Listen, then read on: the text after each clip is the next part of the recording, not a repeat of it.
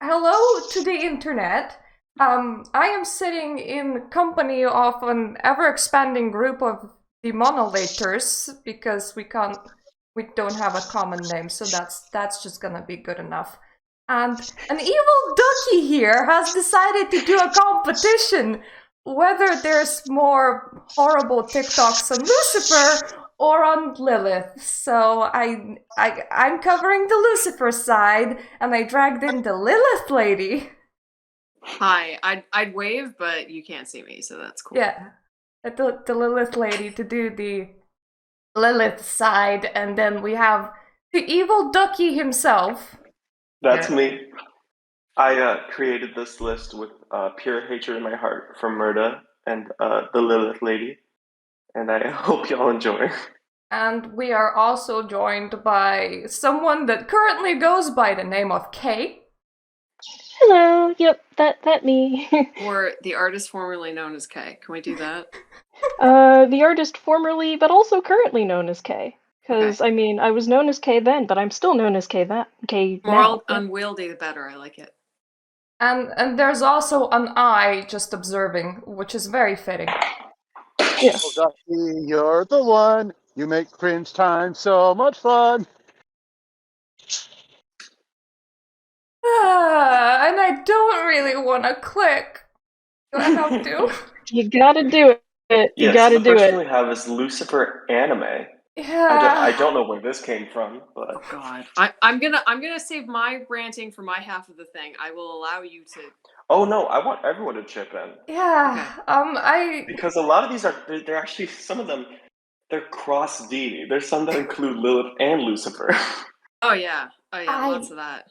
I promised Lucifer that this is gonna be in good spirits and that I'm gonna try and be jovial and upbeat. So I'm gonna be the Bob Ross of TikTok. Well, you do whatever you want. I have never heard Murda sound jovial in my limited interaction with them. Oh no. Bob Ross of TikToks. Let's. Oh nope! My list went away. I did the clicking wrong. There we go. Tabs. I interneted wrong. How do I internet? So we have just a thing that says Lucifer anime. Don't even want. I'm sad, I know, yeah. Why? I'm not afraid to let go. My baby gon' slide through the block. I'ma move close on her op. I'm a man just shot. Freak Amo was down for the block. We getting pitched out of socks. Now you down on the box. Down on the door by some H's. Head with extensions. I'm Mr. L out of picking. She can get wicked. Shoot like J.O. while he clicking. I'm sad, I know, yeah. You see, art is good and everything, but there is one big issue that you just have noise on top of noise, and then you have imagery alongside noise on top of noise, and my brain's just really confused. I just don't even know what that was. Yeah. Me neither. It was one of the first results for Lucifer, and I was like, "Is this an anime?" Because I don't watch anime. I was like, "What is this?" And I'm like, I keep reading that caption, and I still don't know what it means. This appears to be now. I'm going to feel very old as I am explaining what I believe this to be.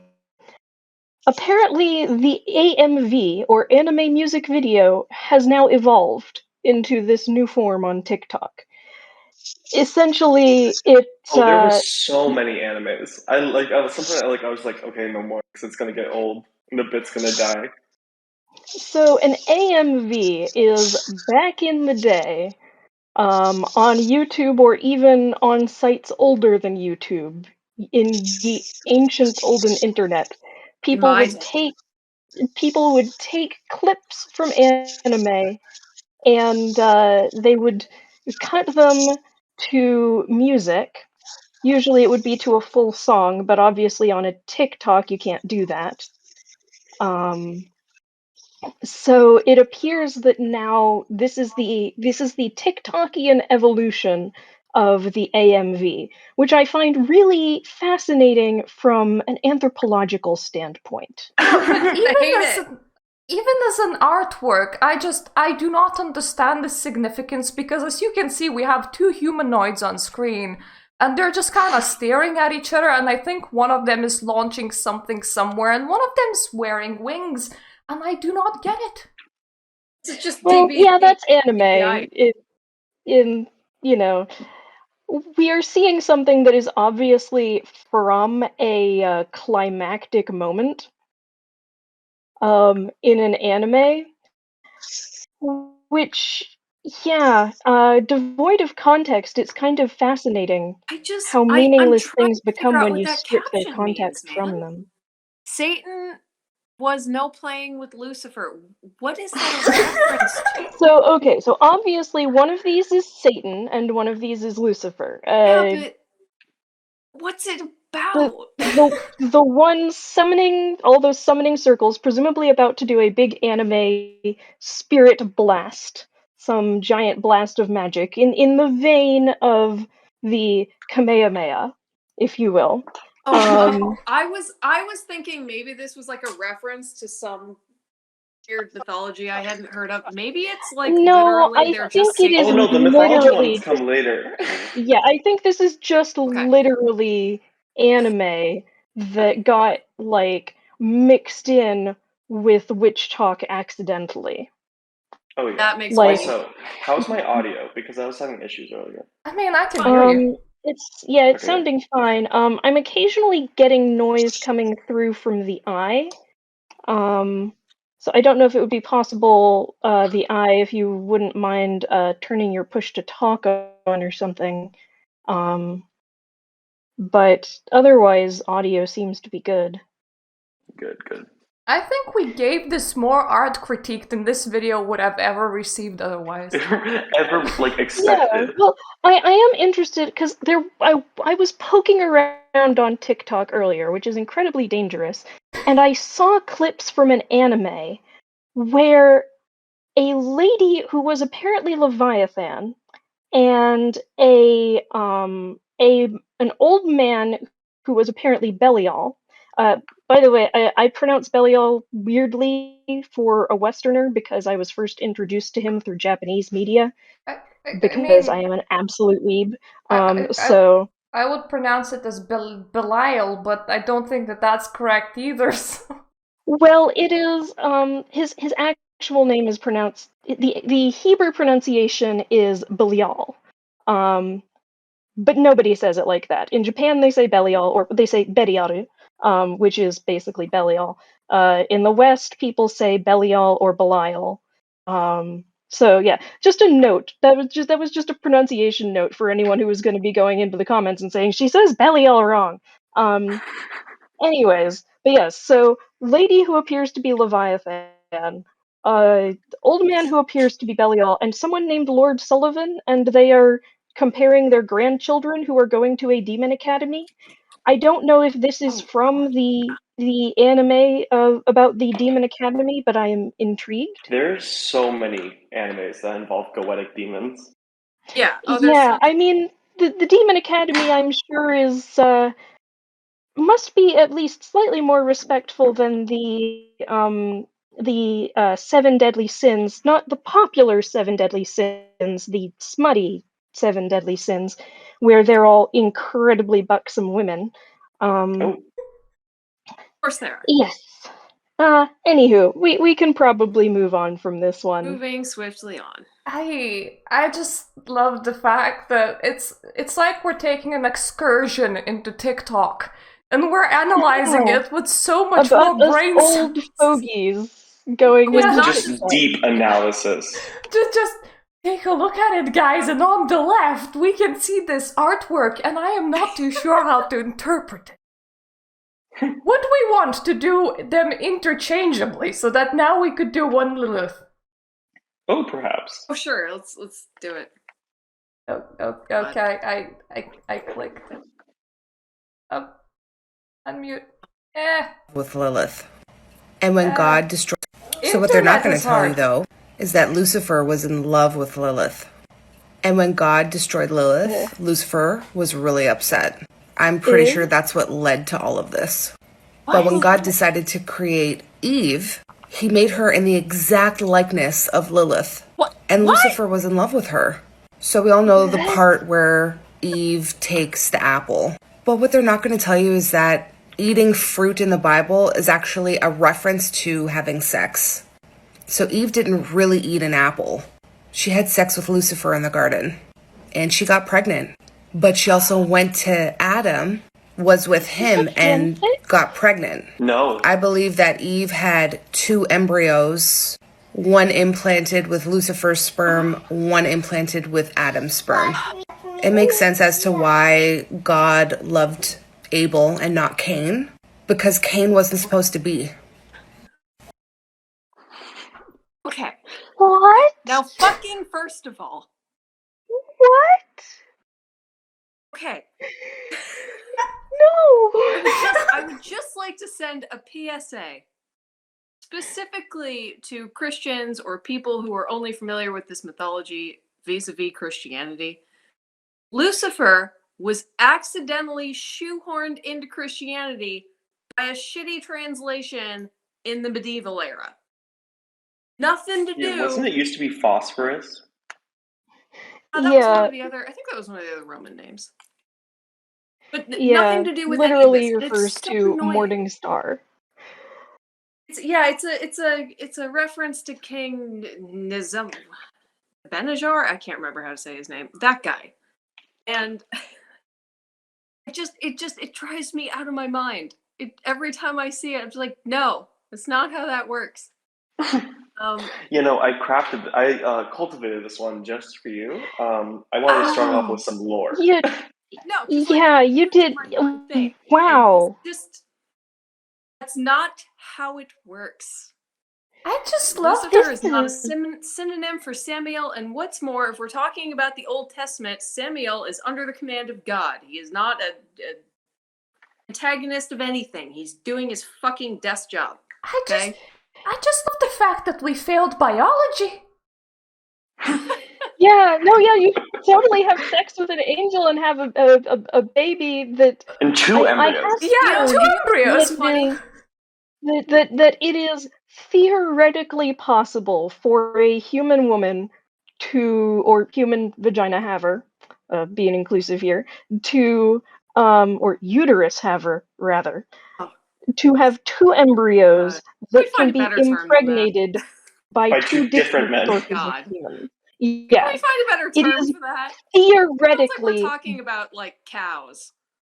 Yeah, well, because we're talking about strictly the physical functioning of this. But yeah, it is theoretically biologically possible. The actual sort of... the actual lore for the possibility of how 2 streams of humanity might have occurred is actually way more interesting than this shit. And it's a shame this same just bad mythology keeps being repeated over and over again. Oh, we're going to get a lot worse mythology down the line. Trust me. I just have a feeling that in order to make TikToks now, what I can do is I can just get a voiceover running and just sit there drinking tea. Of course. What is this video? That's the peak TikTok format. And it has 1.3 million likes. So, Murda, you'll be really famous. Lucifer is not the Bible guy. The key factor here is I believe you need to be conventionally attractive to a Western audience, unfortunately. Which means that I am precluded. Well, I don't know, maybe if I caked enough makeup on I might be able to, and slap some filters on, because there's another thing is lots of people are probably heavily filtered in their tea drinking with voiceover. I found another thing to be angry about. Also, God, what? I have never heard of the idea of Eve being made in the exact likeness of Lilith. Lilith has wings and is like half ox. I don't think that is quite what happened. Haven't you heard that? That would make That would make the children's Bible books way more entertaining if you have just regular dude Adam and Eve with wings. half bull Eve with wings. Angry bull girlfriend. This is now my headcanon for how the book of Genesis goes down. Is that this is exactly a so she was like part bird of prey, part ox or goat, depending, and part human and had giant ass wings. It's Yeah, the you know basic what? form of the Sphinx. So Adam's weird girlfriend. I am kind of actually adoring this image, and the Tumblr user in me wants to ship her with tiny regular at some point guy we could Adam, definitely do a Tumblr one. and Down for crazy Eve being like Lilith version of Eve being like twice his size. Something tells me that like the two of them, Tumblr would create so much art of them being That'd be cute great. Do together it. with the giant lady and the small You man. need to start this movement. I support this pop culture headcanon. We just need to take Eve and make her go full Lady Dimitrescu. Oh yeah, and also I Murda. have a feeling that you're gonna be forwarding some sort of giant fetish. Go ahead. But yeah, it Well, takes like 5 yeah, minutes. that's like One size content. difference is a big thing that people are into. I think it can be very cute because a big lady can pick up a small man and put him on her lap. It is cute. God, there was a We're talking million about years Eve ago and when I Adam was on here. Tumblr. Yeah. It's been a long time. I Yeah. can't remember what it was called. Oh, ironically, I think it was called it was called Normal Horoscopes, and he had like this sort of lore to the blog that the goddess that he followed was the big lady. I love That's that. Eve. She never spoke. She was just the big lady. You don't know Amazing. that's literally Fantastic. Eve from this canon. Yeah. Haven't you Yes. heard? Our new canon. This is our new canon now. We start Big our lady. religion Form a here. cult around Eve is us, yeah. large. That's the Eve only is like large, difference. 11 Adam feet is small. tall. In our cult, the only difference is that Eve is just really big, and like that's the only difference, and has wings. Everything else is the exact same. His first girlfriend is like this griffin thing, and then his second one is like this 11-foot tall woman who just like bends down over the tree of knowledge, like take the apple. Yes, In her exactly. huge hand. This is the perfect headcanon. I Love it. I adore it. Oh, Murder, you're gonna love the next one. I just double checked what it was. It's the Lucifer's clouds. Next, the one Yes. Lucifer's You mentioned, clouds. I was like, what is? Oh gosh. Okay. We need to internet right.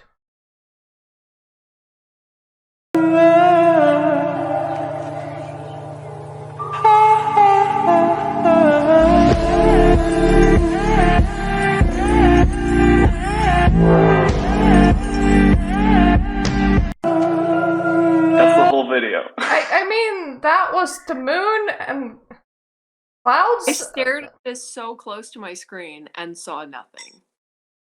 My favorite part is what is she filming TikTok. in between? Because it looks like she's filming a bit of sheet. That drawing of Lucifer has just the most like. It has a cultural grasp on TikTok. I swear. I forget what the term is for like the little like the structures on the man that point downward toward the good bits. Yeah. Oh, like the V. Yeah. That story about someone commissioned a statue of Lucifer for a church and they turned it away because it was too sexy. So his brother made a sexier one and sent them that. That was great. Yeah. The issue with the whole moon thing is that humans love seeing faces and shit. But what I'm actually seeing, if I'm trying to see a face inside this picture of the moon, I'm seeing a wolf. Yeah, I'm seeing kind of like. It has like the same energy of those people. It's like this toast has the Mother Mary on it. Like. Yeah. I'm seeing either that's a more cat. convincing, like obviously staged. I'm seeing either a cat or something that I should probably not mention because people might Google it. Oh, that's always good. It's because... By the way, I forgot to establish this beforehand. What's our policy on cussing here? It's fine. I think seeing TikTok videos will demonetize me anyway, so just... Yeah, that's true. Oh, there is a lot of music in this, by the way, so you might get copyright claimed. Yeah, but so precisely. This may never reach Oh no. This might not even reach YouTube. Oh, no, it will reach. Most of them will stay up, but then the companies start fighting over who gets revenue. It's really funny. Oh yeah, that's right. You might end up with the copyright deadlock. Yeah, I have that as on quite invented by as invented by James Stephanie Sterling. Yes. on quite a few Most videos. excellent.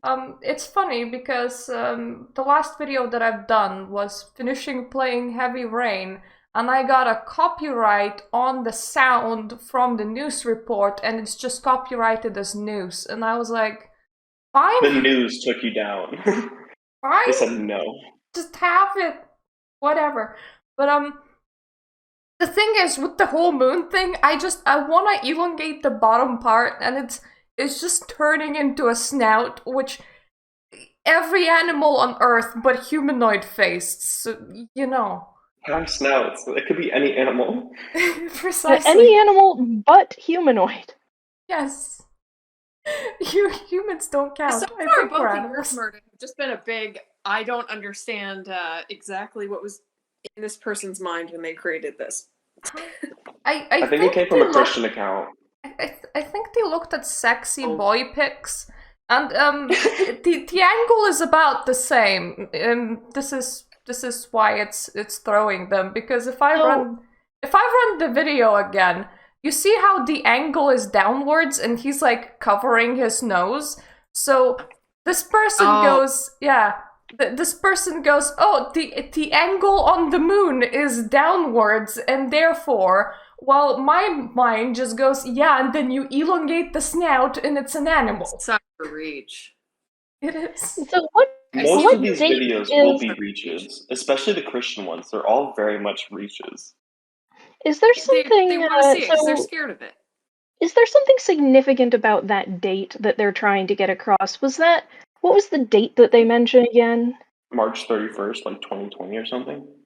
Was that election related? I don't think so. I don't know, but why is it related or something? Why is the account Lucifer Scary Facts? What? Mike Morningstar. I am scared of the moon. Please. Well, Scary there's a and whole moon mood. conspiracy now. Do you guys know that? People are like actually scared of the moon now. Off the moon. Like, yeah, and like think that the moon is, I don't know, evil. I don't know. It's a thing, and it exists. I've heard of people hexing the moon on TikTok. Yeah. Fuck. But I mean, look at hashtag creepy, scary TikToks, scary facts, a horror. Scary. The moon. Hashtag mood. Spoop. They just got spooked and then they went hashtag mood. They need everyone to know how scared they are right now. Yeah, it's so mood, bro. Ooh, we get to click on the Lilith one. Oh, yeah, do it. Hear this sentence again about dragons or whatever the fuck. Lilith wants to show you a good time, my friend, but are you gonna let her? She wants to encourage you to have fun in the present moment, to not take life so seriously, and maybe literally a little bit of alcohol could help with that. If not, any sort of indulgence here is just gonna help you have fun in the present moment. Because she says you're a prisoner to your own thoughts here. You might be having a lot of anxiety, maybe even some insomnia. And that's because you're trying to live in someone else's garden, okay? When she got kicked out of the Garden of Eden, she made her own fucking garden. And now she wants to teach you how to do the same. And this is a fucking awesome garden with lots of money and dragons. So, I mean, who wouldn't want to be in that garden? She wants to help empower you and to be your mentor figure and to teach you how to express yourself in a way that'll get people to listen. She knows you've been searching for a home or a place to belong, and she wants to assure you that you can find that from within. If you can see it, you can create it. Did this resonate? Dark Goddess. There we go. Okay, I will say, as a follower of Belial, he is my patron. Garden full of dragons and money, very much a Belial sort of thing. So I will say, I would. Yeah, so hashtag unserious. goals, but also, yeah, the cool garden with dragons and money. If you can see it, you can create it veers dangerously close to the I'm old enough to remember The envisioning. Secret.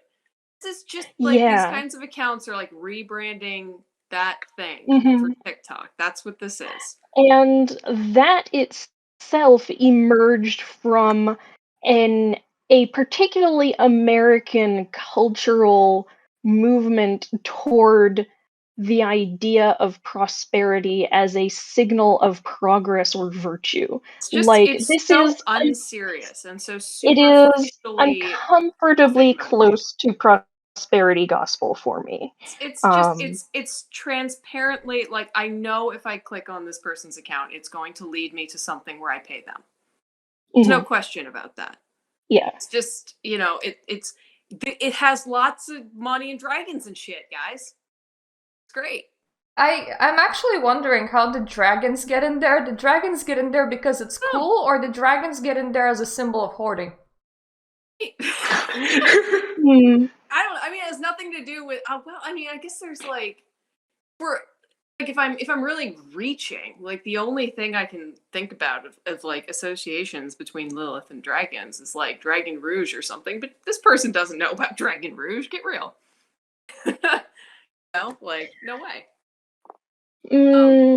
I could think from a Christian perspective, if they identify Lilith with the whore of Babylon. Oh yeah. That might be where she gets dragons from. Because I was actually not really raised anywhere near Christianity, so I completely missed that reference. Oh yeah, I read the Book of Revelations a lot, and because it's just the most interesting book. Well, and there's like and no there's a lot of reference to dragons.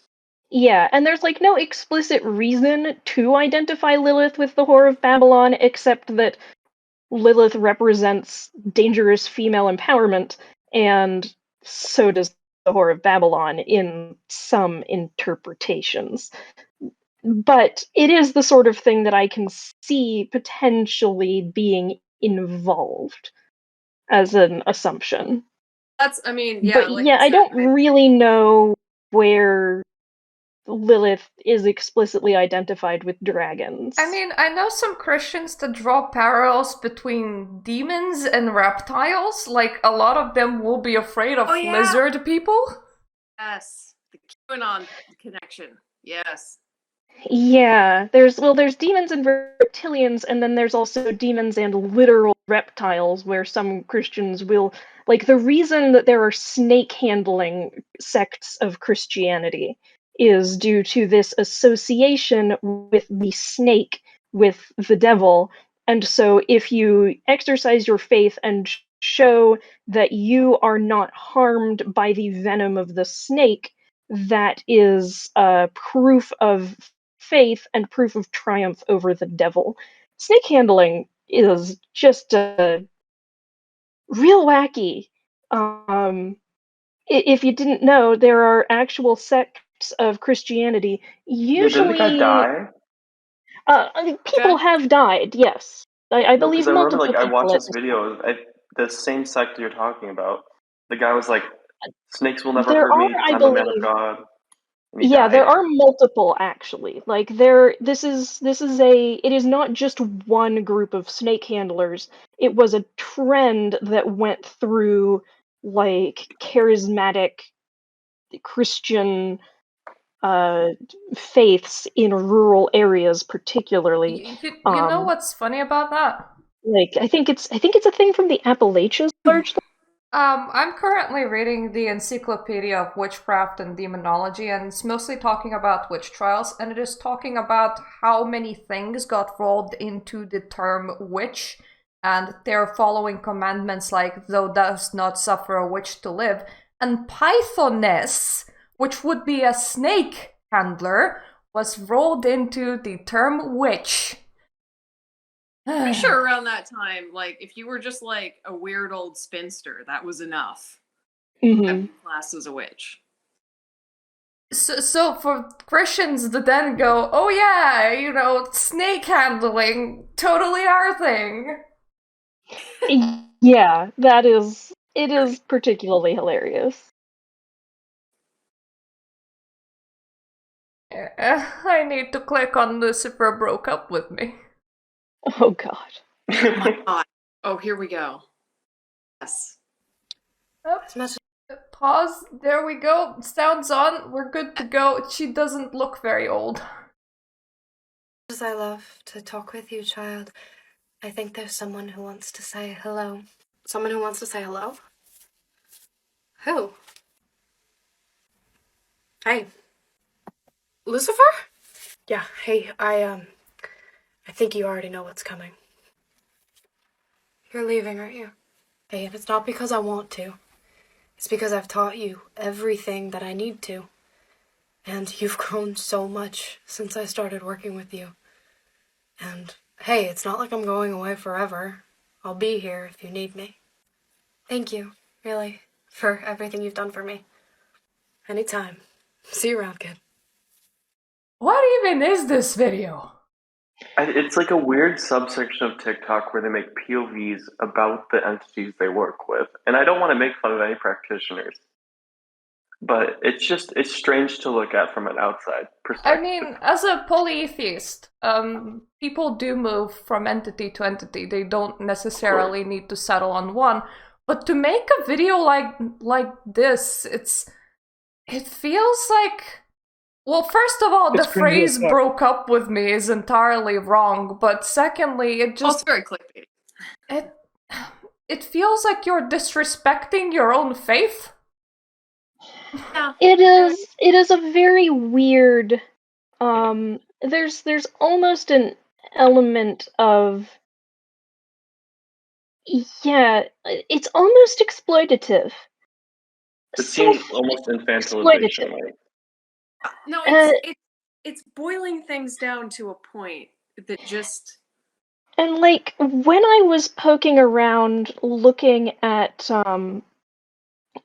like Belial videos to see if I could find anything interesting there, I did see a couple people doing them about Belial, and the things they were saying were not like serious moments like this. It was more a method of imparting advice, or a method of basically dramatizing the messages that they have gotten that they find to be relevant and useful for people. And I thought that actually, as a sort of teaching tool or as a method of getting a message across, I think that this format is really interesting.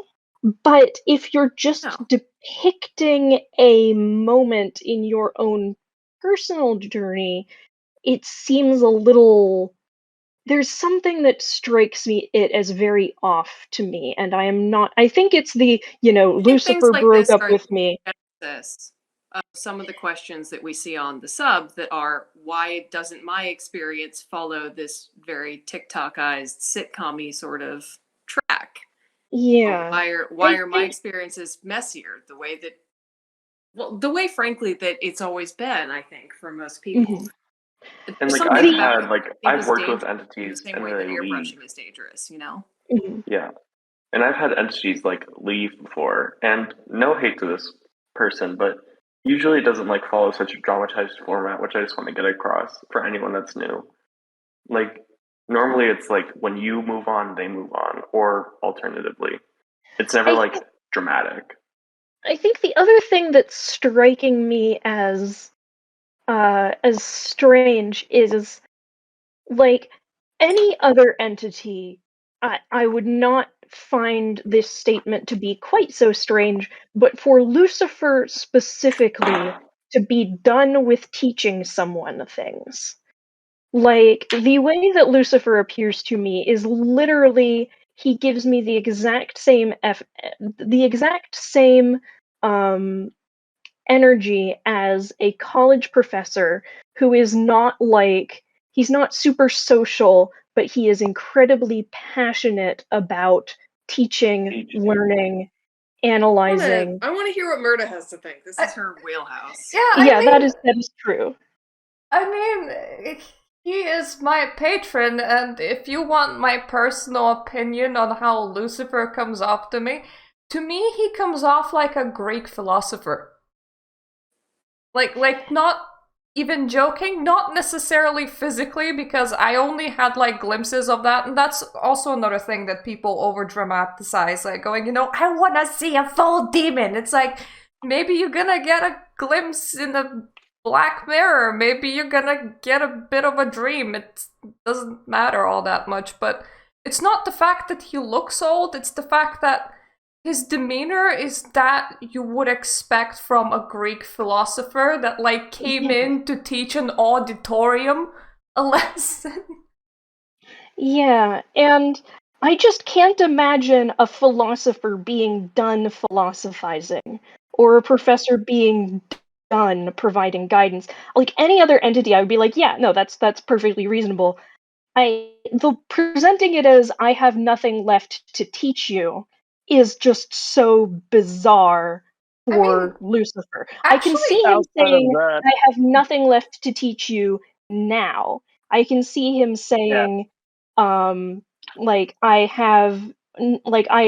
are done for the moment, but I cannot picture Lucifer saying, I have nothing left to teach you. It actually accidentally comes off as a gloat, isn't it? Like, no, look. yeah, it really does. Yeah, I have nothing more to learn from Lucifer, the one who's all about learning. I feel like people are misconstruing his words, and they take "I have nothing left to teach you," meaning where you are right now. There's something more I can teach you. You need to grow more from other things. Then come back.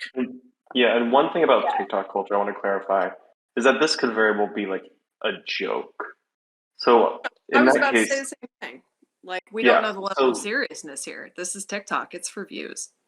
And I feel like people that like for serious like experiences, a lot of times they don't actually make a TikTok about it. Exactly. That is true. But guys, guys, we're on a field trip. Yeah, and this is being presented. I'm not. I joined this in the wrong time, wrong place. Yes, hello. By the way, why don't you introduce yourself for YouTube? Because this is being recorded for YouTube. Fuck. Screw you guys, don't watch me. No. Hi. Do you want the name? Because otherwise I will just not refer to you. We are never going to get through all of these. Oh god, I've made far too many. It's okay. By the way, I'm going by K here in this chat at the moment. I should probably change the name of this channel. We have K, we have Lilith Lady, we have the Eye, we have Angry Duck, and you can be whoever you want to be. It's your choice.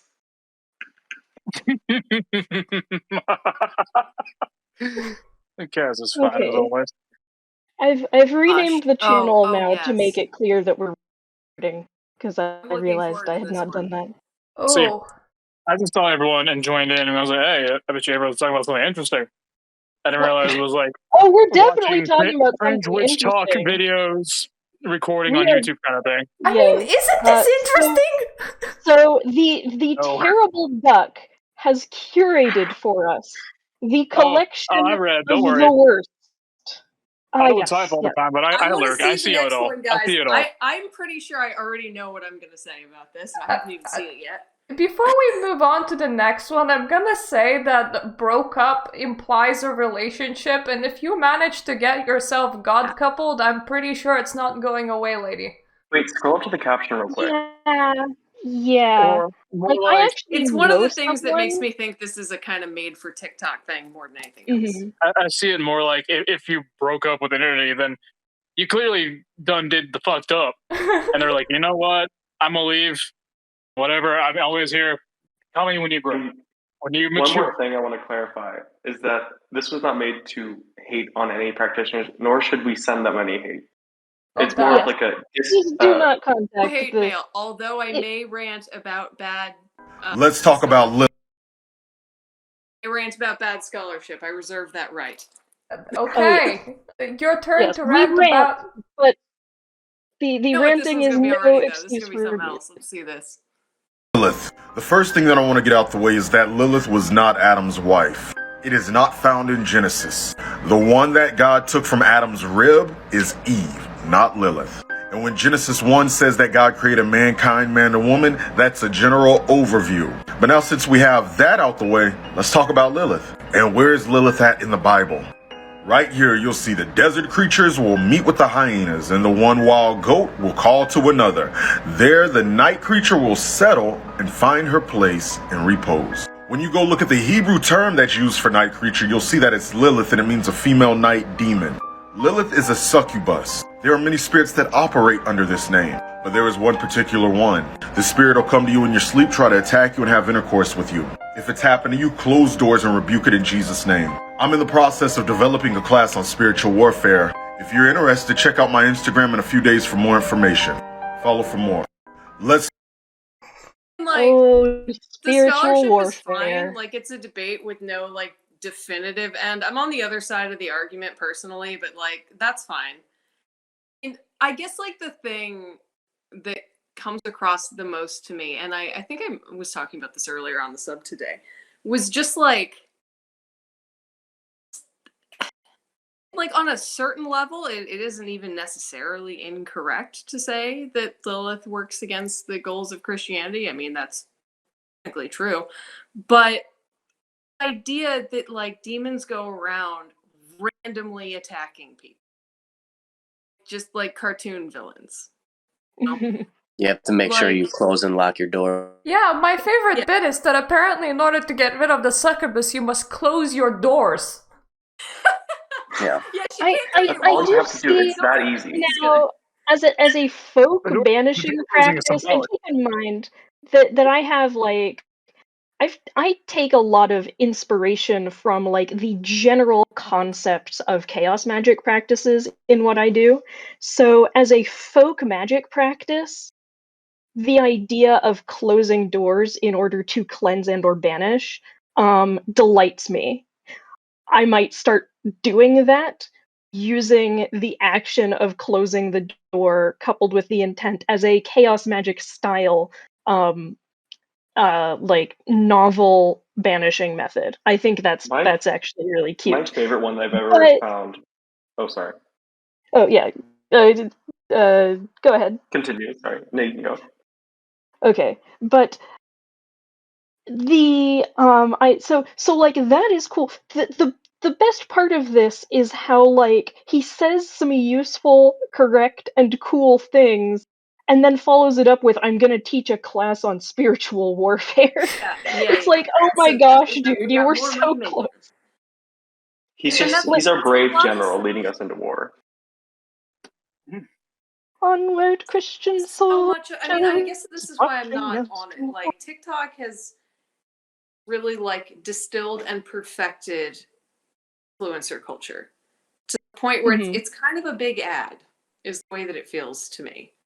Yeah. Oh, it is. And I can't really stand it, to be completely honest with you. So many of these things that we've seen, it's pretty obvious that they're by people who are selling stuff, you know? So, Sorry, terrible. what did you say, Kaz? I said, and I don't really like it, to be completely honest with you. Like, I'm not on it. So I mean, this is an interesting cultural dive for me. Yeah, this really is an anthropological exercise. Yeah, I mean, Kaz, we are on a school trip here to TikTok. I didn't get the consent form. I just snuck in the bus. Yeah. You forgot to get your parents' signature, and you just showed Oh, up. we're gonna get in so much trouble with the school board for this. The PTA He's is gonna got be a up our ass. rendition of Lilith from a video game, though. I can't remember which one it is. Just to respond to this, every time I hear somebody go, "Just call on Jesus and everything will be all right," it reeks to me of my limited cultural perspective will keep me safe from everything scary, and it doesn't work that way, The guys. thing is, it works if you're an actual, genuine follower of Jesus with a connection of Jesus. It's effectively call onto your entity to protect you, which is fine. But if you don't have that, then calling Jesus, you may as well be standing there yelling, "The alligator man." Hey, the alligator man Yeah, I like that. is a bro, and I will not handle this slander in this house of alligatorness. Oh yeah, Kaz is a deep alligator man follower. gonna call on I'm someone actually who's in crocodilian, a but don't pretty tell hard anyone that. relationship and they'll actually have your ass covered. Jeez. This is all just bringing up images in my mind of H-bomb guy on the, like, 24th hour or whatever of a Donkey Kong video game marathon with Sobek scrawled across his forehead. Does anyone know So that back on his the forehead background and image is Lilith from a video game? What video game is it? It's driving me crazy. I think Diablo. Yeah, it's Diablo. Okay, thanks. It was just driving me nuts. By the way, next time we see Murda's face, she's gonna have Lucifer just on her forehead in permanent marker. If you're a follower or worshiper of Alligator Man, you wear an alligator hat on your head, kind of like in Metal Gear Solid 3. Oh yeah, and you guys can't see him, but he does have an alligator hat on for sure. For the egregore he created of the Alligator Man. But more onto like just even like yelling out for like, please Jesus help me, etc., etc. Like, you could just, your own will can fucking force shit out that you don't want to have anywhere around you.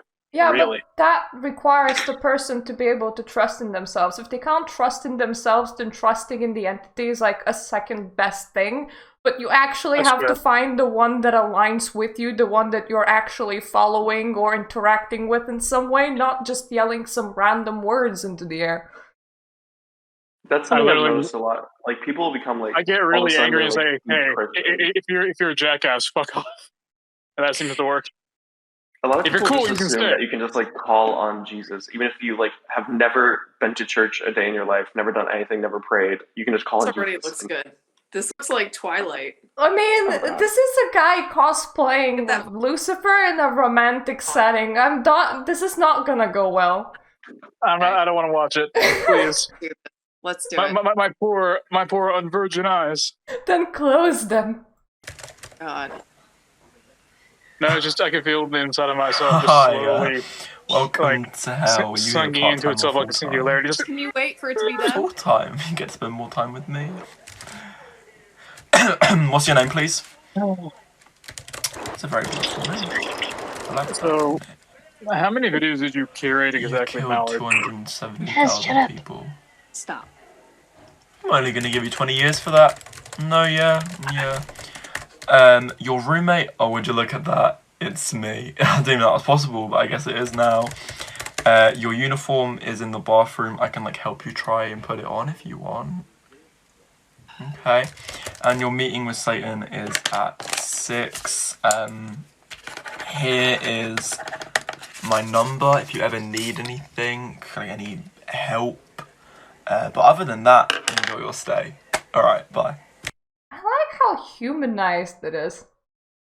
Yeah, that one's actually really cute. Yeah, but like every 2 seconds, I'm just like getting a red flag of you're basing it on very human interactions. Well, I think that's the point with this one. Like this does not seem like the this does not seem Witchtok. This seems like comedy TikTok. No, this is like a deep point called POV TikTok. And part of this comes from, there's this like common thing on TikTok where people will pretend to be like a receptionist in hell or like something of the sort. And yeah, he's pretending to be Lucifer seducing this woman. It looks as if it's made like by a fan of the Lucifer show. Oh, that could be right. Yeah, how he was portraying himself. You know, there's a lot of things that I'm just not gonna mention, but Lucifer is ranked, even if we throw the hierarchy out, but he's ranked as an emperor, and you're like, who is gonna be the hell's secretary? I know, the emperor!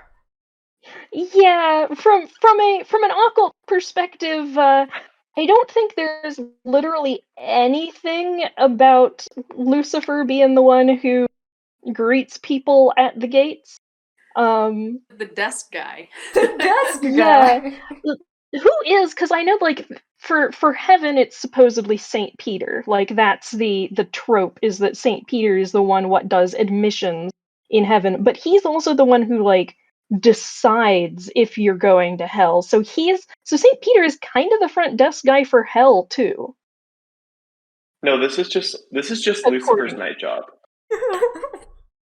He's not busy enough. He broke up with that one chick because he doesn't have any more to teach her. So now he's got his evenings free. Yeah, now his schedule is available. Yeah, he's freed up some time in his schedule. You see, there was just really not enough hands in hell, so he decided to part-time as a receptionist. It's all cool. Yeah, there's one thing that we know as Demonolator, that there certainly aren't enough demons. Oh, and the best part is it's like undercover boss almost. Oh my goodness, yes. Obviously this is just Lucifer doing his like audits, once every couple centuries audit. Yeah, to make sure that, everything's still functioning smoothly. And the receptionists are scared because, the boss is here. Well, if he's undercover bossing it, then they don't know. Does that mean that the receptionist just gets this one break every however many centuries Lucifer decides to be the undercover boss guy? Oh yeah. Yeah. The secretary's like, well, see you guys later. I'm off to Limbo. To go audit. Okay.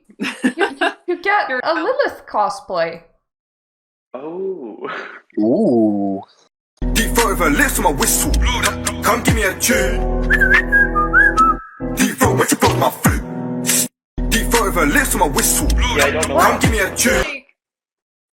I think someone was I could go on a rant asking on the Lilith that doesn't exist. I mean, I don't really know what it has to do with Lilith, but okay. It looks like I think what they're saying is what entity do I look like? And she said oh, I'm Lilith. That's not what I would have thought. Oh, I'm a TikTok connoisseur. I'm leading the field trip. So these are just my thoughts. She looks like then there's I'm looking at the description and it's scroll up a little bit, Murda. Choose any of the triple goddesses. Love them. Okay, so yeah, this is kind of like a neo-Wiccan conflation thing of all the vaguely dark goddesses are just kind of get mashed together is one thing. Triple goddess is a very weird thing because isn't triple goddess the three depictions of women's found on altars in UK that they weren't able to identify by name because all the records got burned? No, it is specifically a neo-Wicca thing. Wicca does not necessarily have this conflation as much. Yeah, it's I think they're referring to the triple goddess, maybe Maiden Mother Crone, but that wouldn't make sense. Yeah, because that's the one that I was talking about, the one that they found on altars and just had to name because they couldn't find any information on it. Who knows? Everybody's already a triple goddess, right? And then Lilith is 100 different names or whatever. It seems like one of those things that goes into the dark feminine trend where it's just kind of they all kind of get smashed together.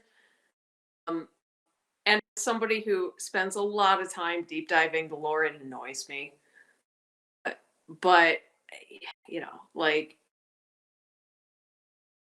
I don't know what makes that costume Lilith, but okay. I think she smashed Lilith, Hecate, and Ishtar, which is the first time I'm hearing about it. Which just all have really nothing to do with each other, two of whom don't even like each other.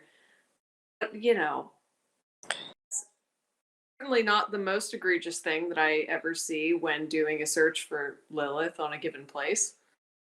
I mean, we've discussed the amount of revenge porn I have to scroll through to find actual posts about her, do a keyword search. So that sort of thing is a welcome respite. Yeah, and there's when you search up Ouroboros, you get a lot of interesting search results because there's an adult company that has a product entitled that. Yeah. Yeah, so I've come across a lot that I never wanted to come across. I mean, you came across a nice fascinated now. double-spaced page of Nigerian man's write-up on Orbus.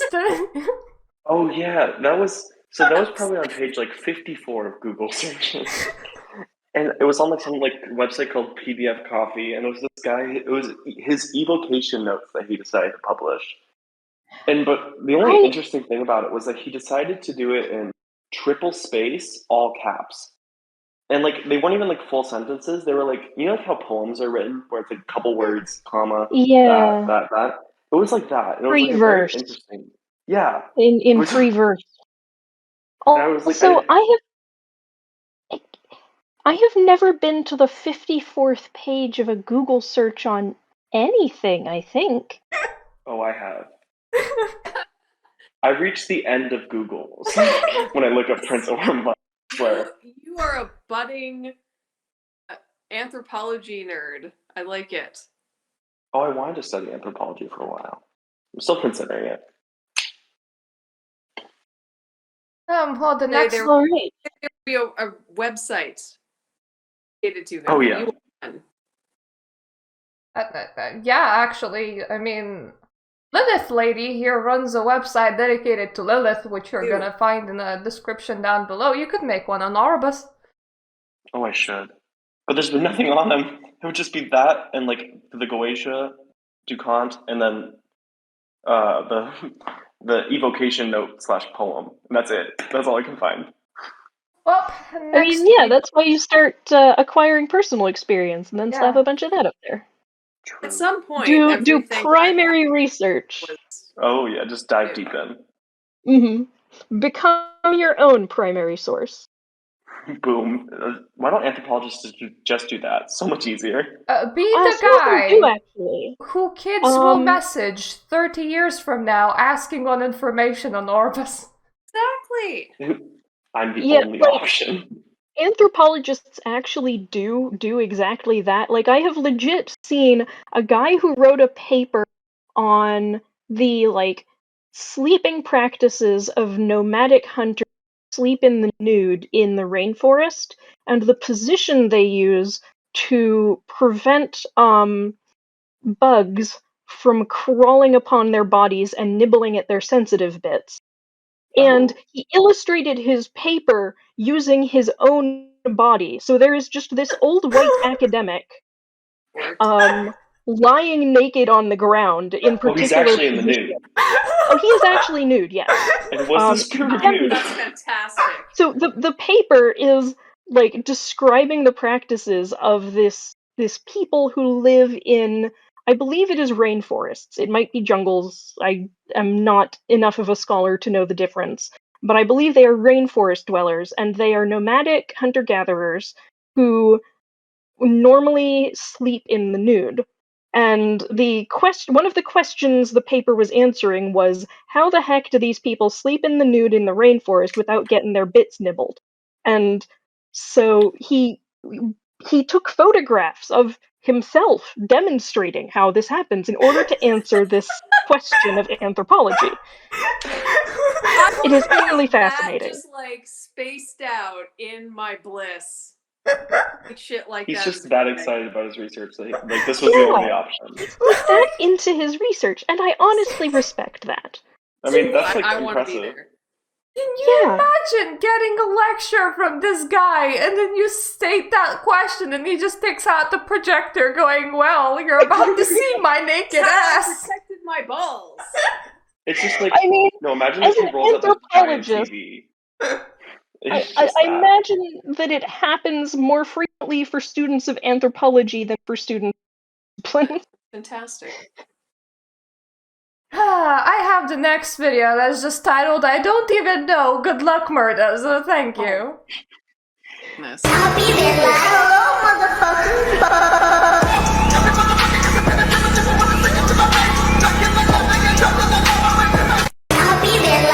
Hi.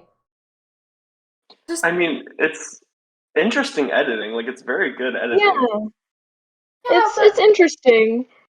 I just want to know the context. Sorry, I'll let Murda speak first. I'm sorry. Can you do Lucifer? It just sounds like it's a dance move, and no, I do not want to set my hand on fire. That sounds very dangerous and painful.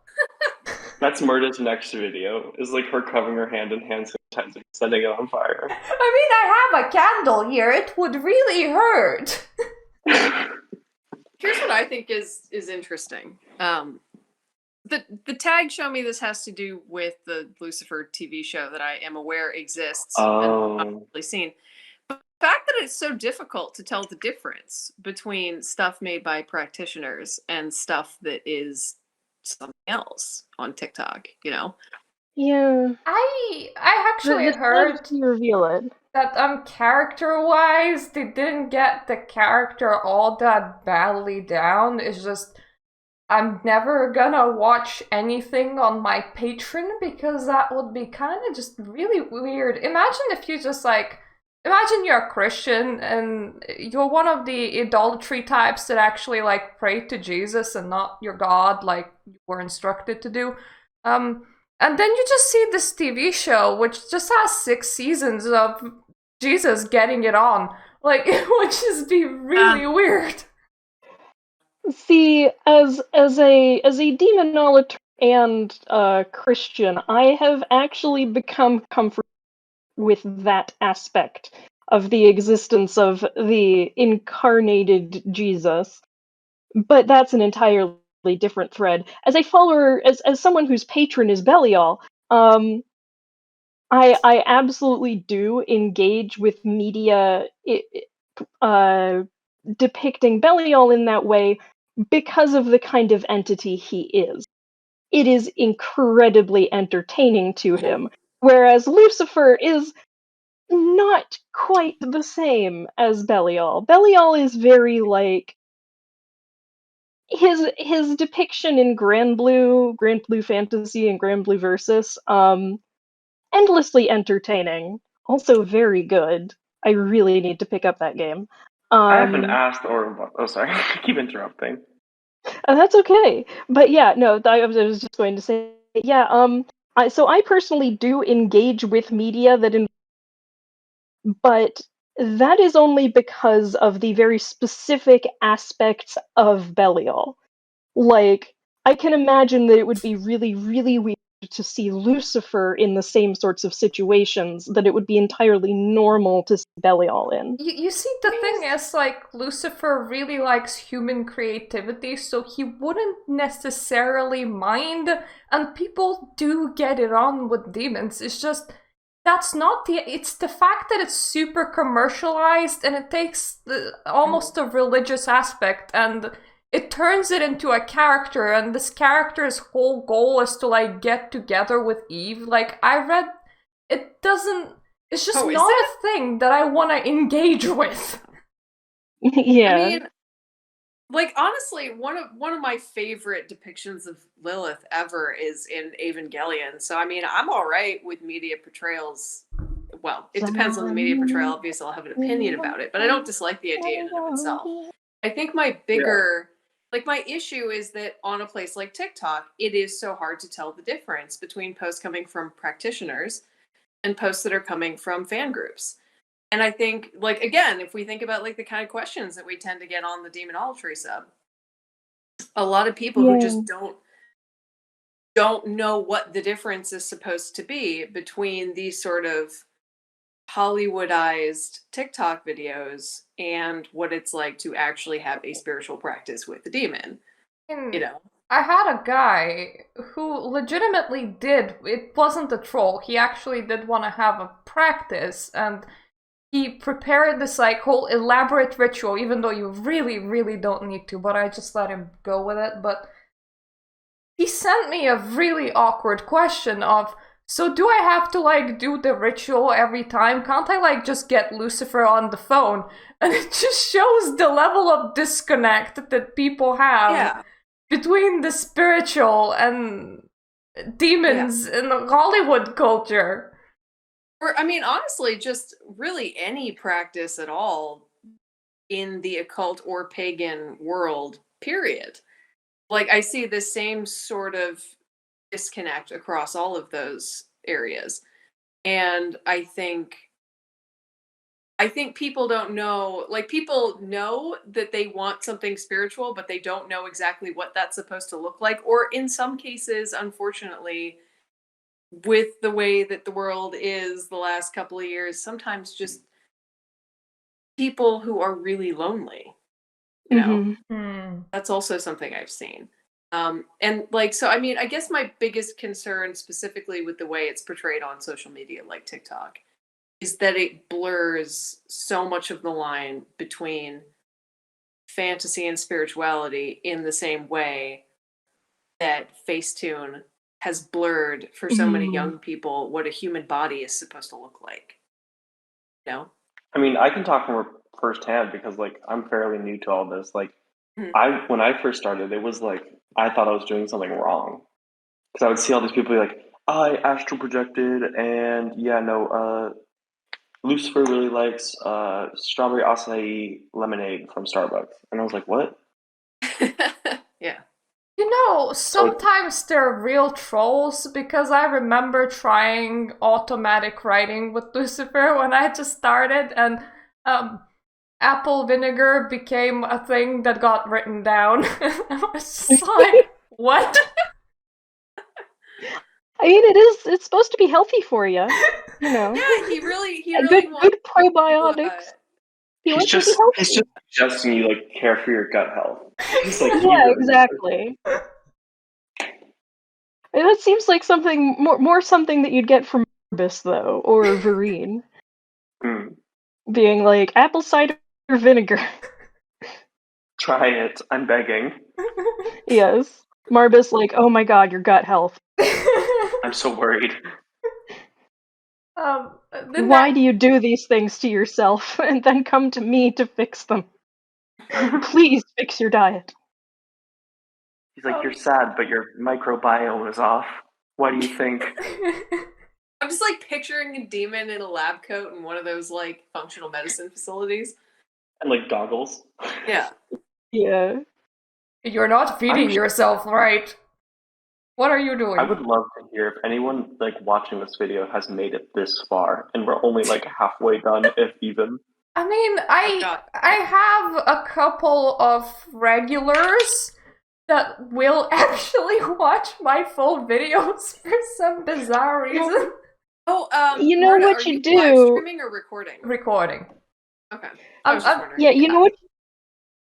I'm not gonna be like doing almost anything to the video. I'm just gonna be rendering it and then putting it on YouTube, and then I'm gonna throw you guys a link. But it's literally like a channel that doesn't matter, so don't worry about it too much. Cool.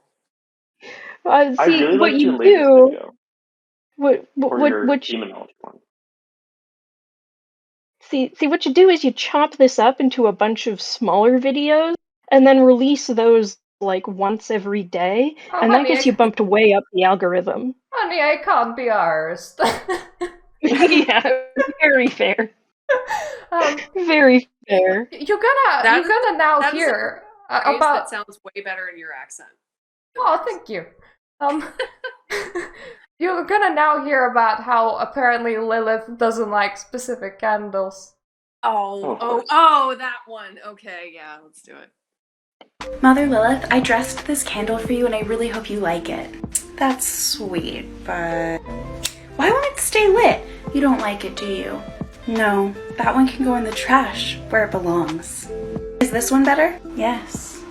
Mother Lilith, I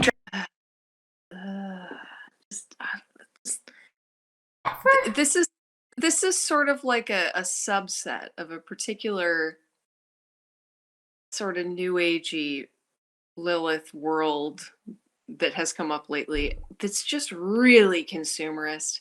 You know what Lilith really likes? Makeup. She's really picky about her candles. She has kind of a mean girl vibe.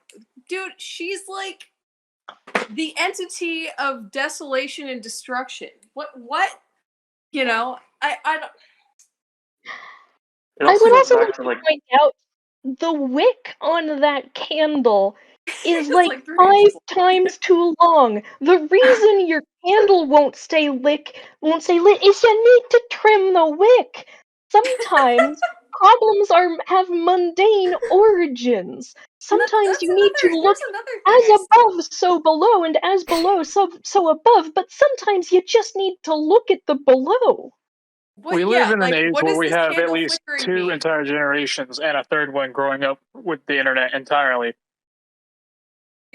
I feel if people don't know what a VCR is, they won't know that you have to trim a wick on a candle. Even when I stub my toe.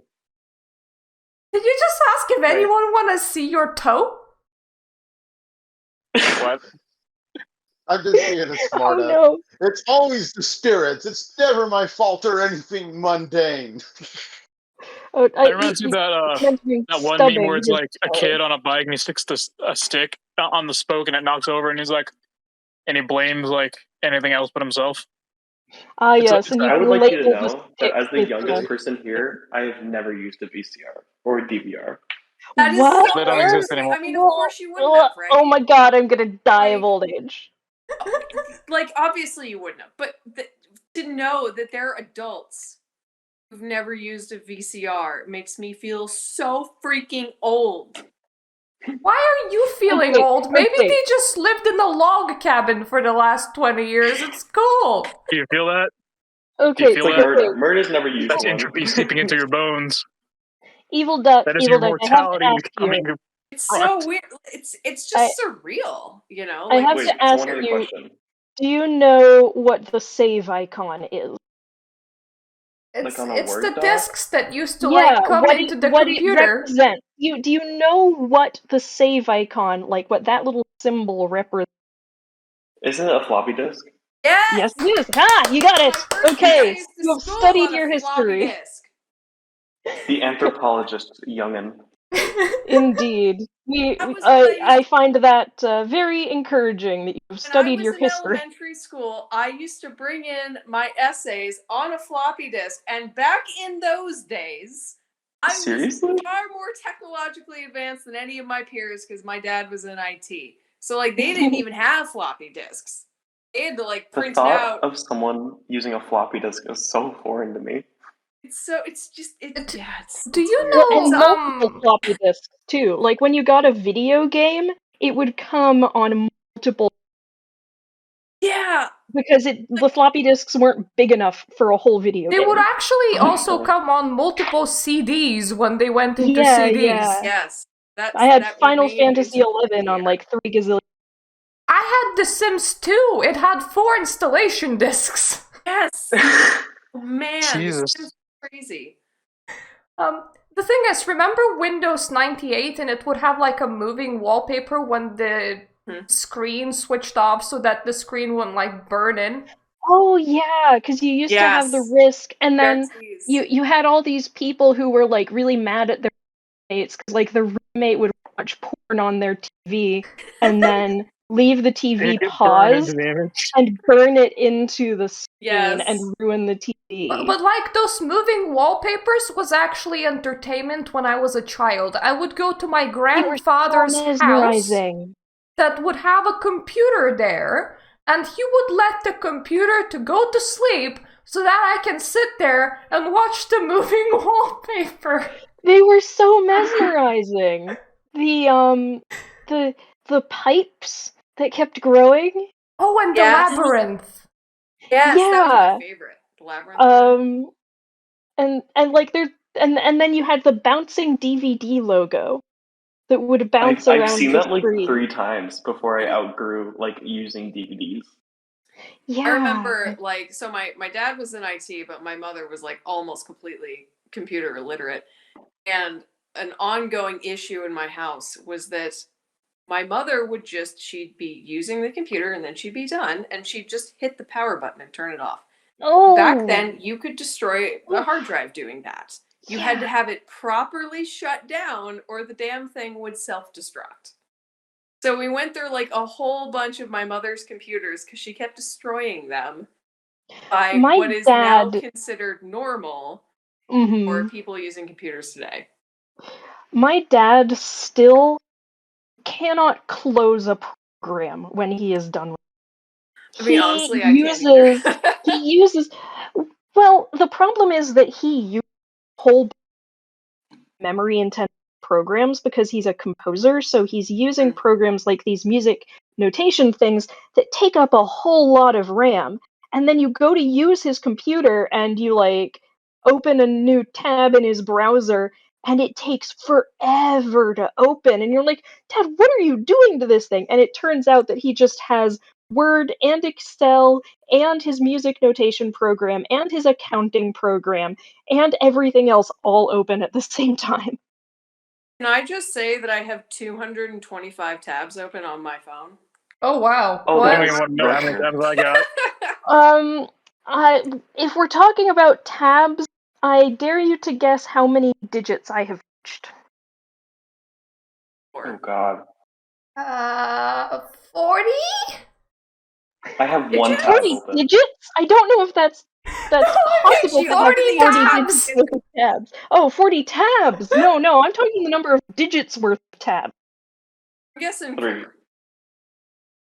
5. What? Oh my God. I have attention deficit problems and also anxiety, and I have hoarding in my genes, and opening tabs and not closing them is how I express that. That's like 50,000 tabs! How is your system not exploding? Not 50,000! No, it doesn't get up to 50,000. It gets into the low digits. 10,000 something. Yeah, it's only like 10,000. There's a reason so like I you use don't just like Firefox, end your and Google search and search something new? You have to open up a new tab? Well, no. What if So I what I wanna go do back is to I'll the thing I Google opened? search something, and then I'll be like, oh, that's an interesting result. That's an interesting result, and I'll open. I'm very aspirational in my tab opening, thinking, oh, I will read this, and then I will read this, and then I will read this, and I will close all those tabs as I read them. I have a special. How do you go back when you have so many tabs? How does it not explode? Well, Very carefully. if you use Firefox, it doesn't actually load up the contents of your tabs when you quit and reopen and reopen your session. So I use Firefox, and I use an ad blocker to keep the memory usage of Firefox lower than if you were to use it with ads. And that has allowed me to have 10,000 tab open, Firefox still functioning. I do that same thing where I'm like, oh yeah, I'll read this later. Like I have a special browser window that's all Lilith related stuff. Yeah, And I really I don't even want to look at that window You know, because bookmarks are a thing. Well, yeah, but my bookmarks are so terribly organized after them from like 2 different previous computers that I can't find anything in my bookmarks. So I have this like mental concept that bookmarking something is the same as consigning it to oblivion. But also it's very permanent. Like bookmarking something is making a commitment to put it in your bookmarks list. And like some things I just don't want to go like I'll go read this thing, but I'm not going to keep it around forever. And if you bookmark something, that's keeping it around forever. The only bookmark folder I have that's at all organized is my Lilith one, and the only reason for that is because I committed myself with money to starting this website, and I'm like, I'm gonna put the shit on there. So I have to figure out where the hell it goes. So that's why it took me like 2 weeks to get anything on there, because I had to go through like all this shit and like make some sort of sense. Also, we get a tame video for me now, so that's. I don't know if it's nice or not, but it's called Facts I'm Sleepy, and I'm kind of Hello? So, tell me, what is it that you truly desire? I'm taking a nap! You want to take a nap? I'm taking a nap here! Okay, take a nap right there then. Good night! Are people really, I suppose you might be really bad at regulating your body, and sometimes you just have to ask for an outside opinion as to what actually you want. Raises, you cannot see what I am raising. But I guess you could probably have figured that part out by the discussion about the tabs. That's another reason I work with Belial. Things basic, structure and stability. It's like, it's, for me, bodily functions are a tiny bit ridiculous because I don't struggle with them, but it has been times when I, like, took out my tarot cards and I legitimately asked them, why am I sad? And then the tarot cards was like, the whole world! And I was like, oh yeah, that is going on, I suppose. Yeah, sometimes I'll, like, I'm existing on this planet! Yeah, sometimes I'll, like, legitimately be like, gee, I wonder why I'm so sad. And then I'll have to realize, oh wait, I've been in treatment for treatment-resistant depression for years. That's probably related. And your gut health, as we learned from Murda's channeled message. Yeah, drink some ACV.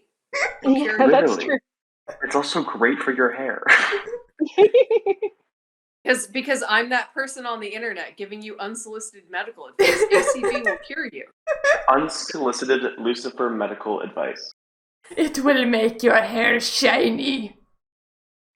I will say though that I get the message she's trying to get across, and like the idea that the human as being sort of in some cases the human is indeed dragged kicking and screaming through self-care. Through not just self-care but also sort of using for enlightenment, like being dragged kicking and screaming through, no, you're gonna do this for your own good because you know you want to work with me, you told me that. Yeah, no, like, I can relate kind to of see that. it working as a metaphor.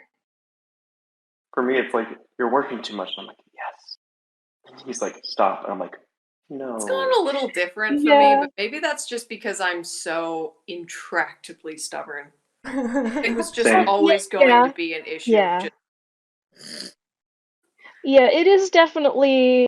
I do think at least that very much not on following that trend of unrealistically, like, it is at least fighting against the unrealistic expectations of entities communicating in a very clear way, and so I can give this one points for that. The thing is, yeah, I don't hate it. Yeah. Still, This is the Tamer video. It's a break. It is a Tamer video. What I kind of do hate about working with Lucifer is that it actually feels like the situations that you're supposed to be walking into are set up in such a way that you absolutely can't go anywhere else. And then you do walk into a situation and you walk out of the situation and you sometimes seethe a little because you didn't actually like see it coming, but at some point a whole bunch of your time just got completely rearranged to just siphon you into this situation. Mm-hmm. You basically got led like 100% hook, line, and sinker, then you're like, son of a bitch. I mean, thanks, I guess. I now know where it's going, but still. Yes, in I mean, hindsight, if you thank can you, fool I people guess. into learning, then like they're still learning, right? Yeah. The way in which you complete, the way that you get to A to B doesn't really matter. No, does it? I just want you to know, Kaz, when I got a notification that you sent an image to the no. Discord, I was really worried it was going to be the eye and that he actually sent toe pics. That's what I was worried about. No, I posted a stupid meme it's bad that just reminded me of the demons telling you, "Hey, you should do this," and everyone's like, "No, I don't want to."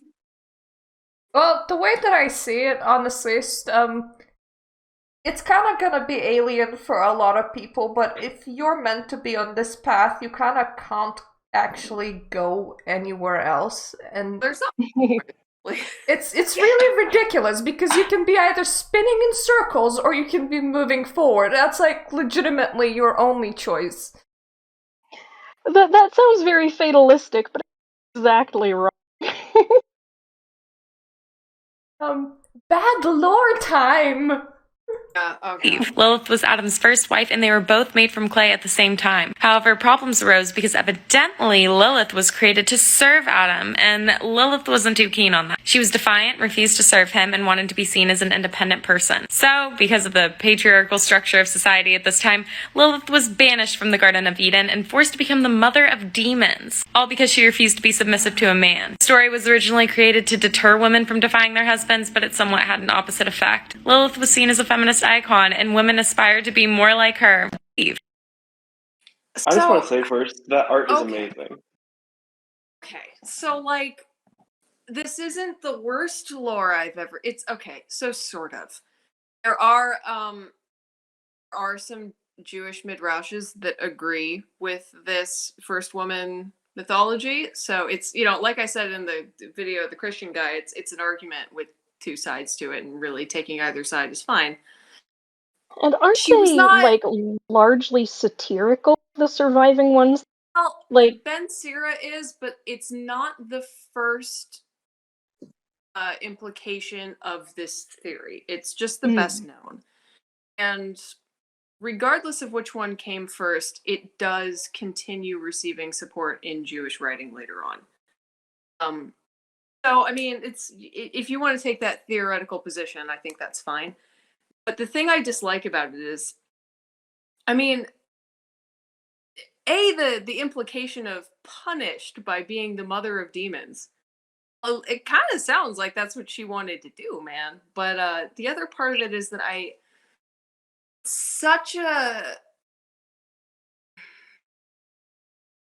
this is the if what Murda was talking about earlier with like the Lucifer TV show and the way that sort of commodified his image, if that's like the incarnation of that for Lucifer, way that the simplest,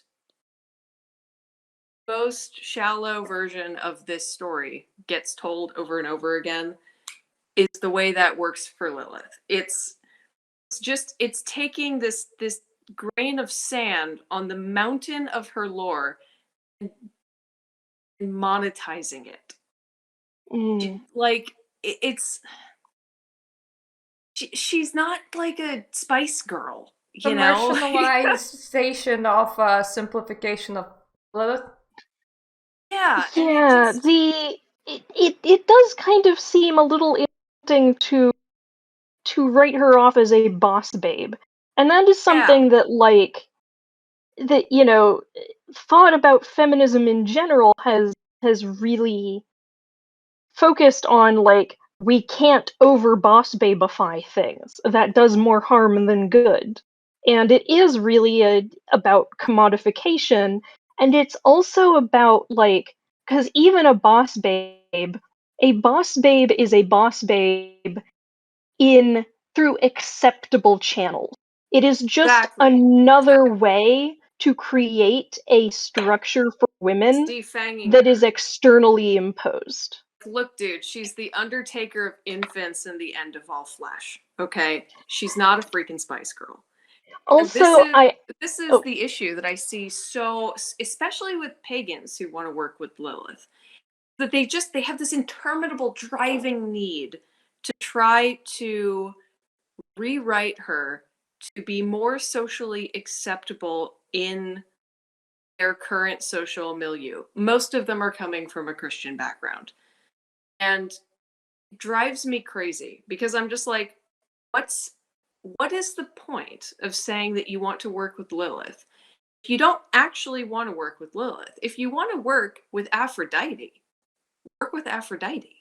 I actually noticed that some people are pulled to this side to a point where they probably have been born on a fate path where they're supposed to walk it. But then they start running around in circles of the entity that that entity's being called evil. I need to know, is it evil? Yeah, when you sort of get your identity tied up with that entity, it can be distressing. Is it actually evil? I don't want to follow anything evil. It can't be evil. Maybe it's good. Maybe it's nice instead. Maybe it's good as my dad defines it. Yeah, my exactly. Christian dad defines it. I also like particularly that's the duality. I particularly like the little aside there because society was patriarchal at the time. It was not society, it was literally two people. Like, Can I tell you something really can you make interesting? a society with two people? Could Adam and Eve look at each other and say, we live in a society? We live in a society. I mean, I also had the problem of punished to be the mother of demons because it literally sounds like, here you go, have Lilith, you can breed this. Like, I mean, I think she likes her gig, man. Yeah, I think that's why she's been doing I don't it think so long. she's I don't think she takes issue with where she is in life. Her current job. Yeah, and I feel like Yeah, her day job. I feel like if Opposed anything, to it'd be Lucifer's current more. job, which is secretary right now. Yes, yeah, this is secretarial work. People, if you're gonna dive into having a spiritual practice, I think people don't get told often enough to just forget about, at least when you're doing that, forget about what's going on around you and figure out what you're actually trying to get out of this. Because all this sort of commodification and this rewriting and this, trying to adhere to social ideas of what it means to be virtuous or whatever in ways that don't affect anybody else. It's all based on letting other people dictate to you what your spirituality is supposed to be. I think figure out what you want to get out of this is a dangerous statement because people will not think spiritual. They will end up just thinking a car. At the end of the day, kind of like the path that a lot of times people take when they get a demonology. They start off like, my pact with the demons to get a car, and then hopefully eventually they move past that. Who was it who linked that? Gosh, the actually linked a YouTube video. Let me just open this up real quick. It was Magister Clavis. The eye is slightly echoing. Yeah, I'm getting echoes through you. Probably the fans in the rooms. Sorry about that. Yeah, Magister Clavis. Someone linked a video of his recently. But I really, really liked it. One of the things he talked about, it's a video about him first working with Belial. And what he says is that the first thing that Belial said to him is, "What do you want?" And then, and he said, "Oh, well, I want this, I want this sort of thing, and that sort." And Belial said, "No, that's not what you want. What do you want?" And actually made him sit there and consider that, and left after that, and gave him time to just sit there, think, what do I want? So I thought that was a really interesting and very relevant video. I also found it very accurate. Yeah, incredibly accurate, and it is. I think that that's an important question, and it is an important distinction. It's not what do you want in that sort of way.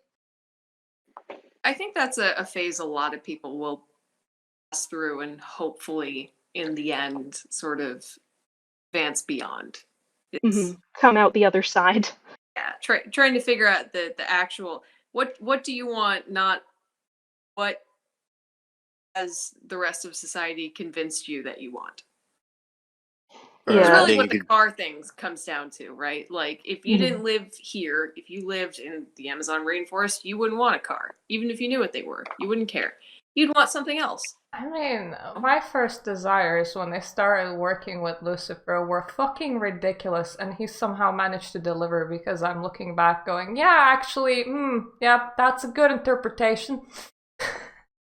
I like skidding sideways, man. I didn't even I didn't sit down and start. I lost all other options.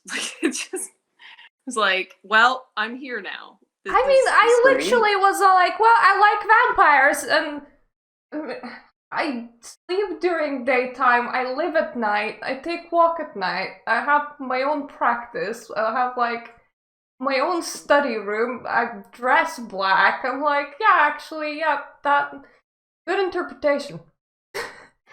For me, it was knowledge. I asked him, I was like, I want knowledge. Well, I'm on the 54th page of Google, so. Yeah, I think he's giving you more than ever. I mean, he's like, good luck finding it.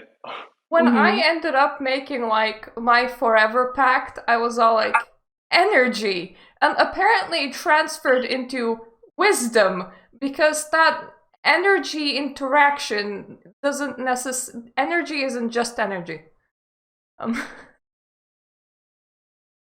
I was a dumbass when I made my pact. I got slapped for that. Wait, no, tell me about it. Tell me about it. Me too, Evan. See, I'm not the only one that says Evan. My username is actually Even Pen, but you can keep calling me that. That's fine. Even, sorry, even.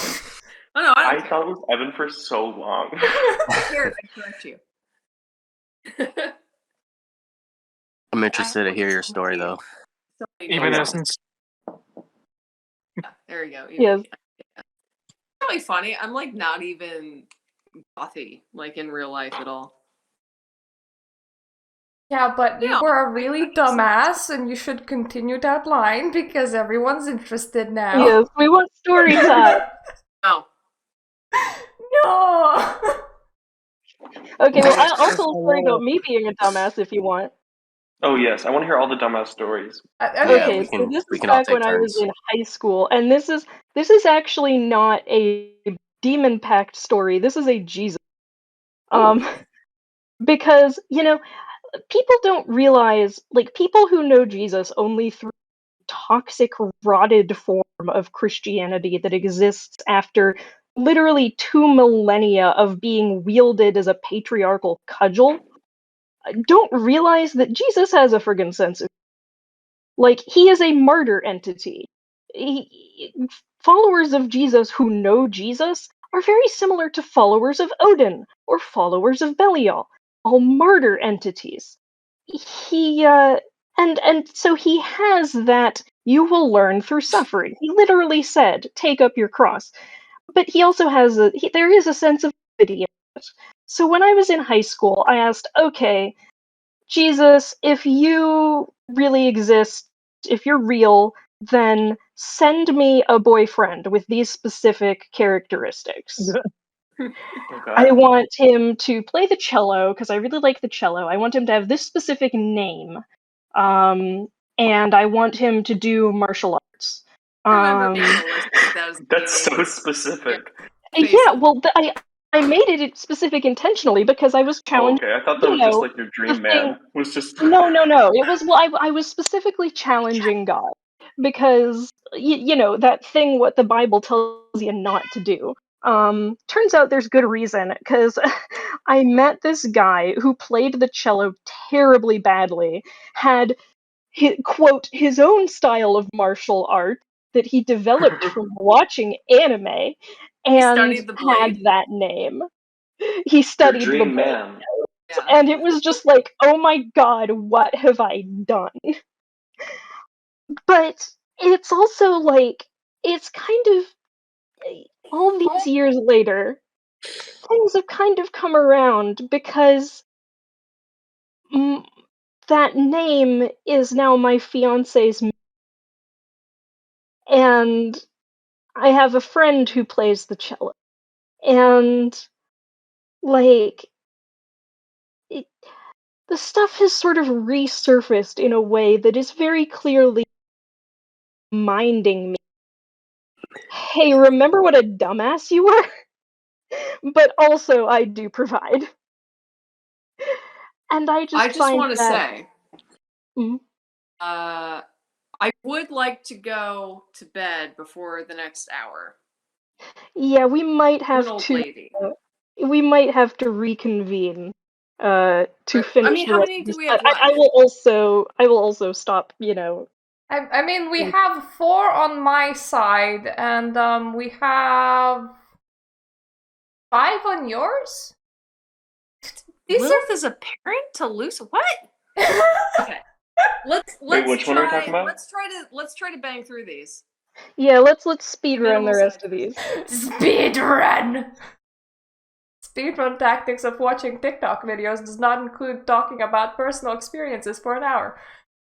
Hey, Aaron says you've been making fun of him all day. Now both of you apologize right now. She's so tiny.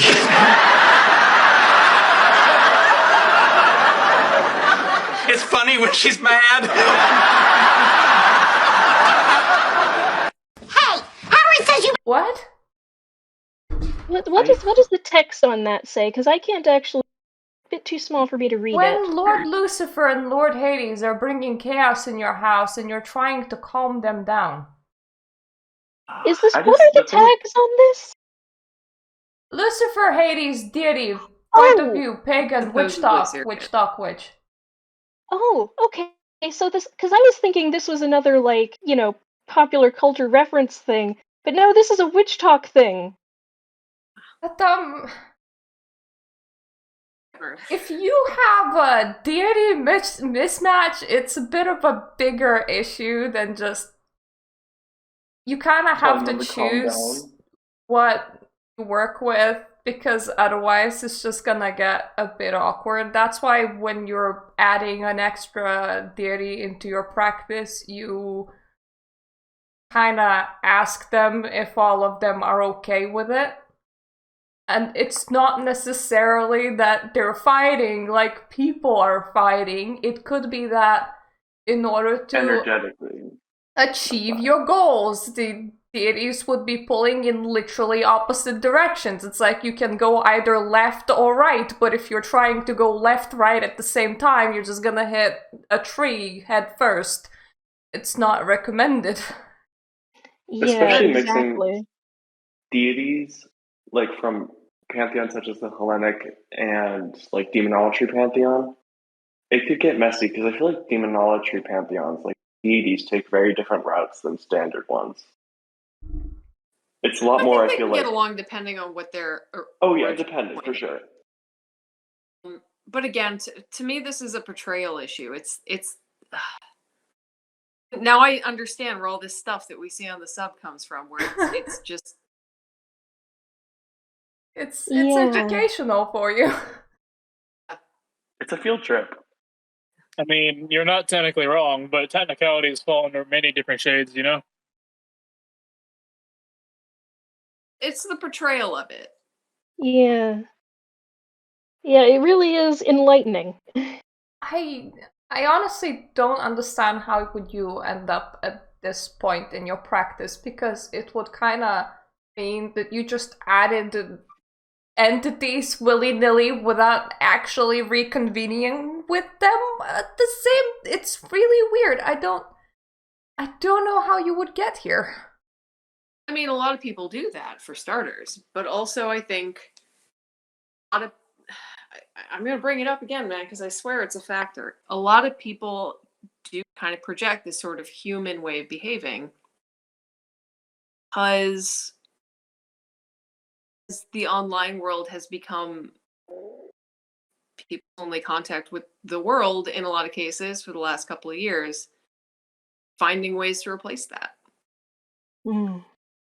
Really think that's a factor in this specific kind of portrayal, like going from energetic incompatibility to a sitcom soundtrack overlaid with two ancient deities apparently bickering like school kids, you know? I mean, with my practice, Lucifer was just all like, you're not gonna summon anyone but me, and I was like, okay. Yeah. Meanwhile, Belial keeps trying to hook me up with, like, no, you need to call on this demon for that, and I'm giving you this information. I think specifically as a way to stretch my boundaries. Like, it's very different. Some people do have a relationship that needs to be more closed, and others it's like, no, it is very intentional that you need the expansion outward. Oh, Cool. Immediately after, we have another video on Pantheon mixing, except for the Lilith side this time. Wait, what? What? Huh? Wait, why would you... That's a Greek god, an African spirit, and a Jewish demon? What? Look, okay, like, Lilith is Sumerian, traveled to Europe under the name of Gailu. Like, the Greeks and the Sumerians have been trading gods for as long as either one of them have existed. Like, it's fine. This There is context for this one that I included, by the way. Ooh, where? Under it. This says, one? in his other bed, yeah. God's spouse? Wait, no, not that one. Did I forget to include it? Oh, I forgot to include it. Never mind. There's no context. But I did write. Here's this other vid where he condemns Pantheon mixing, blah blah blah. And then you just didn't put it. I see. It's above. It's above. It says apparently you can't work with different pantheons. He's referencing a video about how you can't pantheon mix. Don't come from the culture they originated from. Yeah, but this is like the only link, so. Oh well, that's my bad. No, but like I said, I remember it.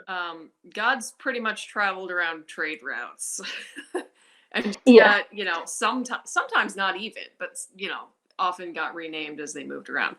Like I can tell you about 50 different names for Lilith in 25 different countries, including Greece. Actually, she has a couple in Greece.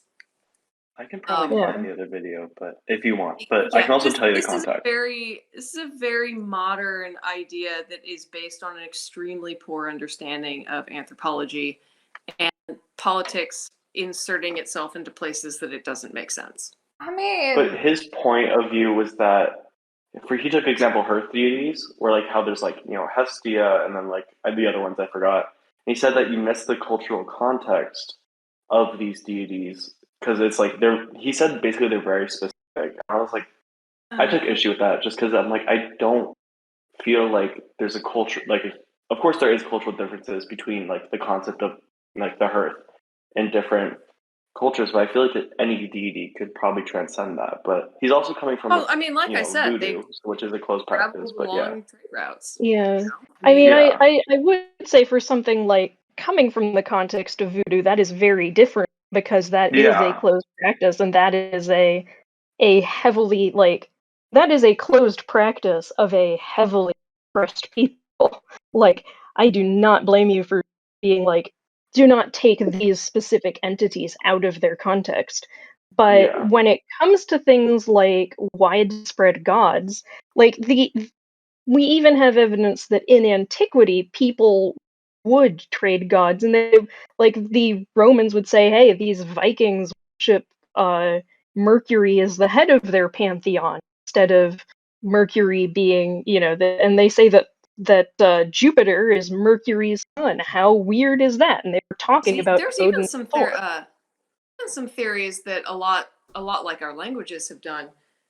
The sort of Indo-European pantheon that spread west and then east, and you can draw an anthropological line between Vedic gods and the Greek gods. Hot take, but with all the widely used deities being as old as they are, the cultural context was already lost, because no way is your culture like that today. Yeah, I do think that cultural context. Yeah, I do think that cultural context is important to take into account, but in a completely different way.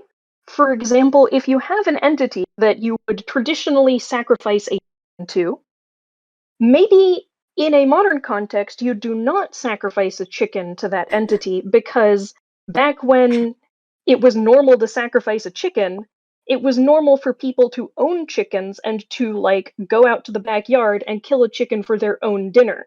So in a modern context, that same entity to whom you would normally be sacrificing a chicken, in the original cultural context, the equivalent in our cultural context would be going and buying them a hamburger, or doing what you would normally do to put food on your own table and offering that. So cultural context is important to consider, just for a completely completely different reason. I mentioned something ironic though. Yes. This guy is talking about, things needing to be kept to their original cultural context, but he actually misattributes Lilith's original cultural context. She's actually Sumerian. Yeah. It matters. Like I said, you can follow Lilith in her Romanian aspect if you want. If we're going to the original as far as we know, it's actually Sumerian. The sacrificing of chickens bit, it kind of taught me not to make all-encompassing statements, because once I was like, nobody sacrifices animals to, like, gods anymore, and one farmer came out of nowhere going, well, actually, and it's like, well, actually, you're a farmer, and that's pretty rare, so I stand corrected if you own a farm. Yeah.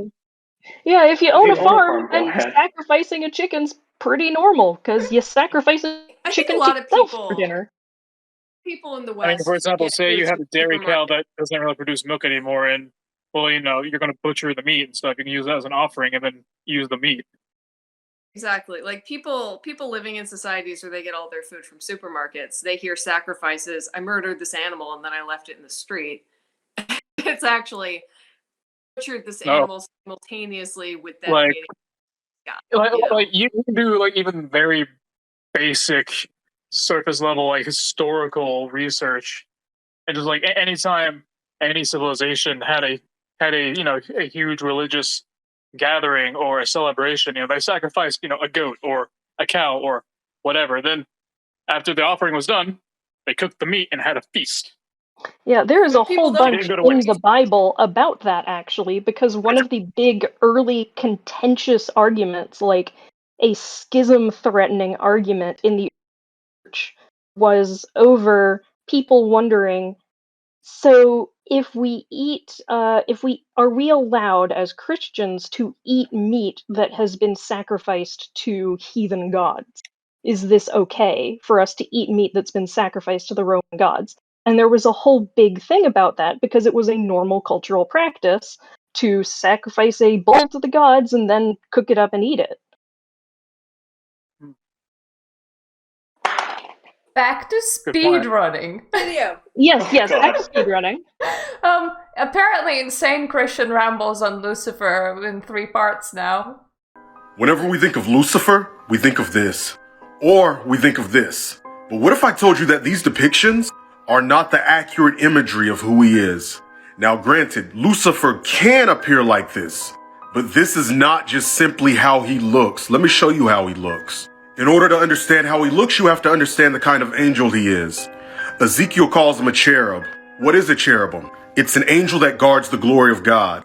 They're mentioned in Ezekiel and the book of Revelation. And cherubim have 4 faces, the face of an ox, an eagle, a lion, and a man. So what if I told you Lucifer actually had 4 faces? And those 4 faces are displayed through his characteristics. Let me show you. The face of a man. He tempts humanity, mankind. The face of an ox. He burdens mankind and yokes us into bondage. The face of an eagle. He's called the prince of the power of the air. And the face of a lion. He prowls like a lion. Like a follow for more. Whenever is this where Lucifer is an air elemental comes from? Yes, I think he's being conflated with Samuel? Yeah, this is conflating Lucifer with other entities who went by the title of Satan, and conflating him with Samael and describing him as a cherub. I'm gonna make this easy for anyone that wants to actually pick up a practice at some point. Lucifer, for some reason, is very, very fond of just not having one appearance, because it's energy. It can appear as whatever it wants to appear, and people that are really easily scared apparently often see a man that has blue eyes and yellow hair and is super angelic, because otherwise they would get really freaked out. But from the various ranging depictions in people that had personal experiences and wrote books. You can have an appearance of a burning dragon man that looks like he has a moon for his head, honestly. You can have a bull. Yeah. You can have somebody that's not blue-eyed and yellow-haired. Like, there is a wide range of appearances. I think I saw in the subreddit someone mentioning that occasionally they saw him as a triangle. He just showed up as a triangle. I'm not surprised because it really does not matter. And if I have this bookmarked personally, but if I had to describe how about one of the 2 first appearances of Lucifer appeared to me, the man in the book would be accurate, and it honestly scared the absolute friggin' shit out of me. Oh, He's I guess just so. describing the way that any cherub looks. That is the generic description of any cherub. So if he's ascribing these demonic traits to for Samael, whoever's appearance, then why wouldn't that be true of every other cherub? It is, I think he's... Lilith looks like that. Well, She's yeah. the same sort of gene pool that you do. So it is sort of interesting that he says, yeah, this is what all cherubim look like, but in Lucifer, these heads represent specific things. But apparently other cherubim, you know, the ones who haven't fallen, those ones, their heads don't represent those things. That's the logic. Yeah, that's a little interesting. Species, as much as that term applies, but, you know. Oh! Imagine having 3 heads, and then you eat 3 burgers and you get sensory overload. Because you're eating 3 burgers I at have once. so much trouble sometimes determining what I want to eat at a restaurant. If I had 3 heads, I could eat 3 different meals, and I wouldn't have to choose. This is the reason that I am bisexual and polyamorous. This is my life. I cannot choose. Imagine you have one stomach and it all mixes wrong. The indigestion could be a problem. God spouse for Lilith. This is definitely Lilith ladies area totes. I can feel the eyebrow raise from here. I just can't get you out of my head. Girl, your loving is all I think about. I just can't get you out of my head. Girl, it's more than I dare to think about. La la la la la la. Ah! No, stop. La la la la la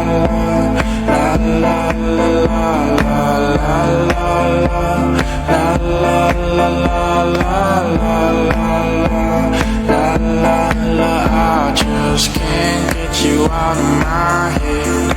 Girl, your loving is all I think about. I just can't get you out of my head. I think that just goes on I want like to see that. the first 2 things again. Next one. The first. I just want to see the first 3 or so. The first 3 of what? Like his text blocks. Oh, knowing. So what is it like to be a god spouse married to Lilith, you may ask? It's very hard knowing you have to battle some infernos and God's angels. Knowing they will do everything in their power to stop it. Thoughts in your head, mental health, physical health draining you. But I keep pushing on with my head held high. That's the part I wanted you to look at, because Lilith and Annihilation and all that. Mallard is referring to my understanding that of the people that seem to have really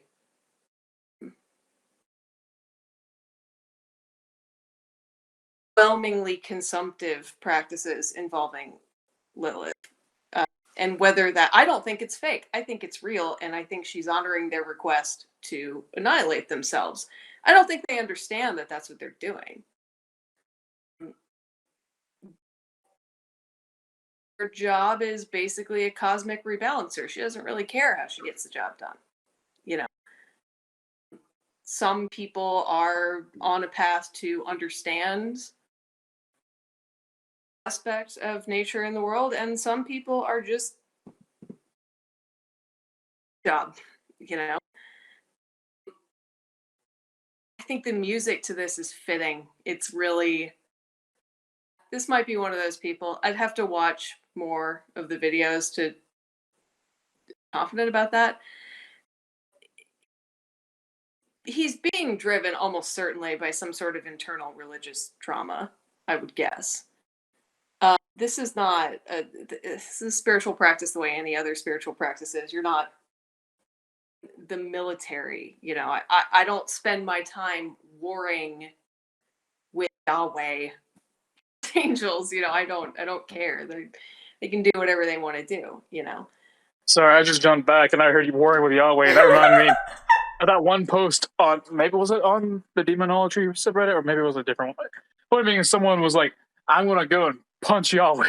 Yeah, okay. And he reposts an update later. I was like, guys, don't do it, man. He'll fuck you up.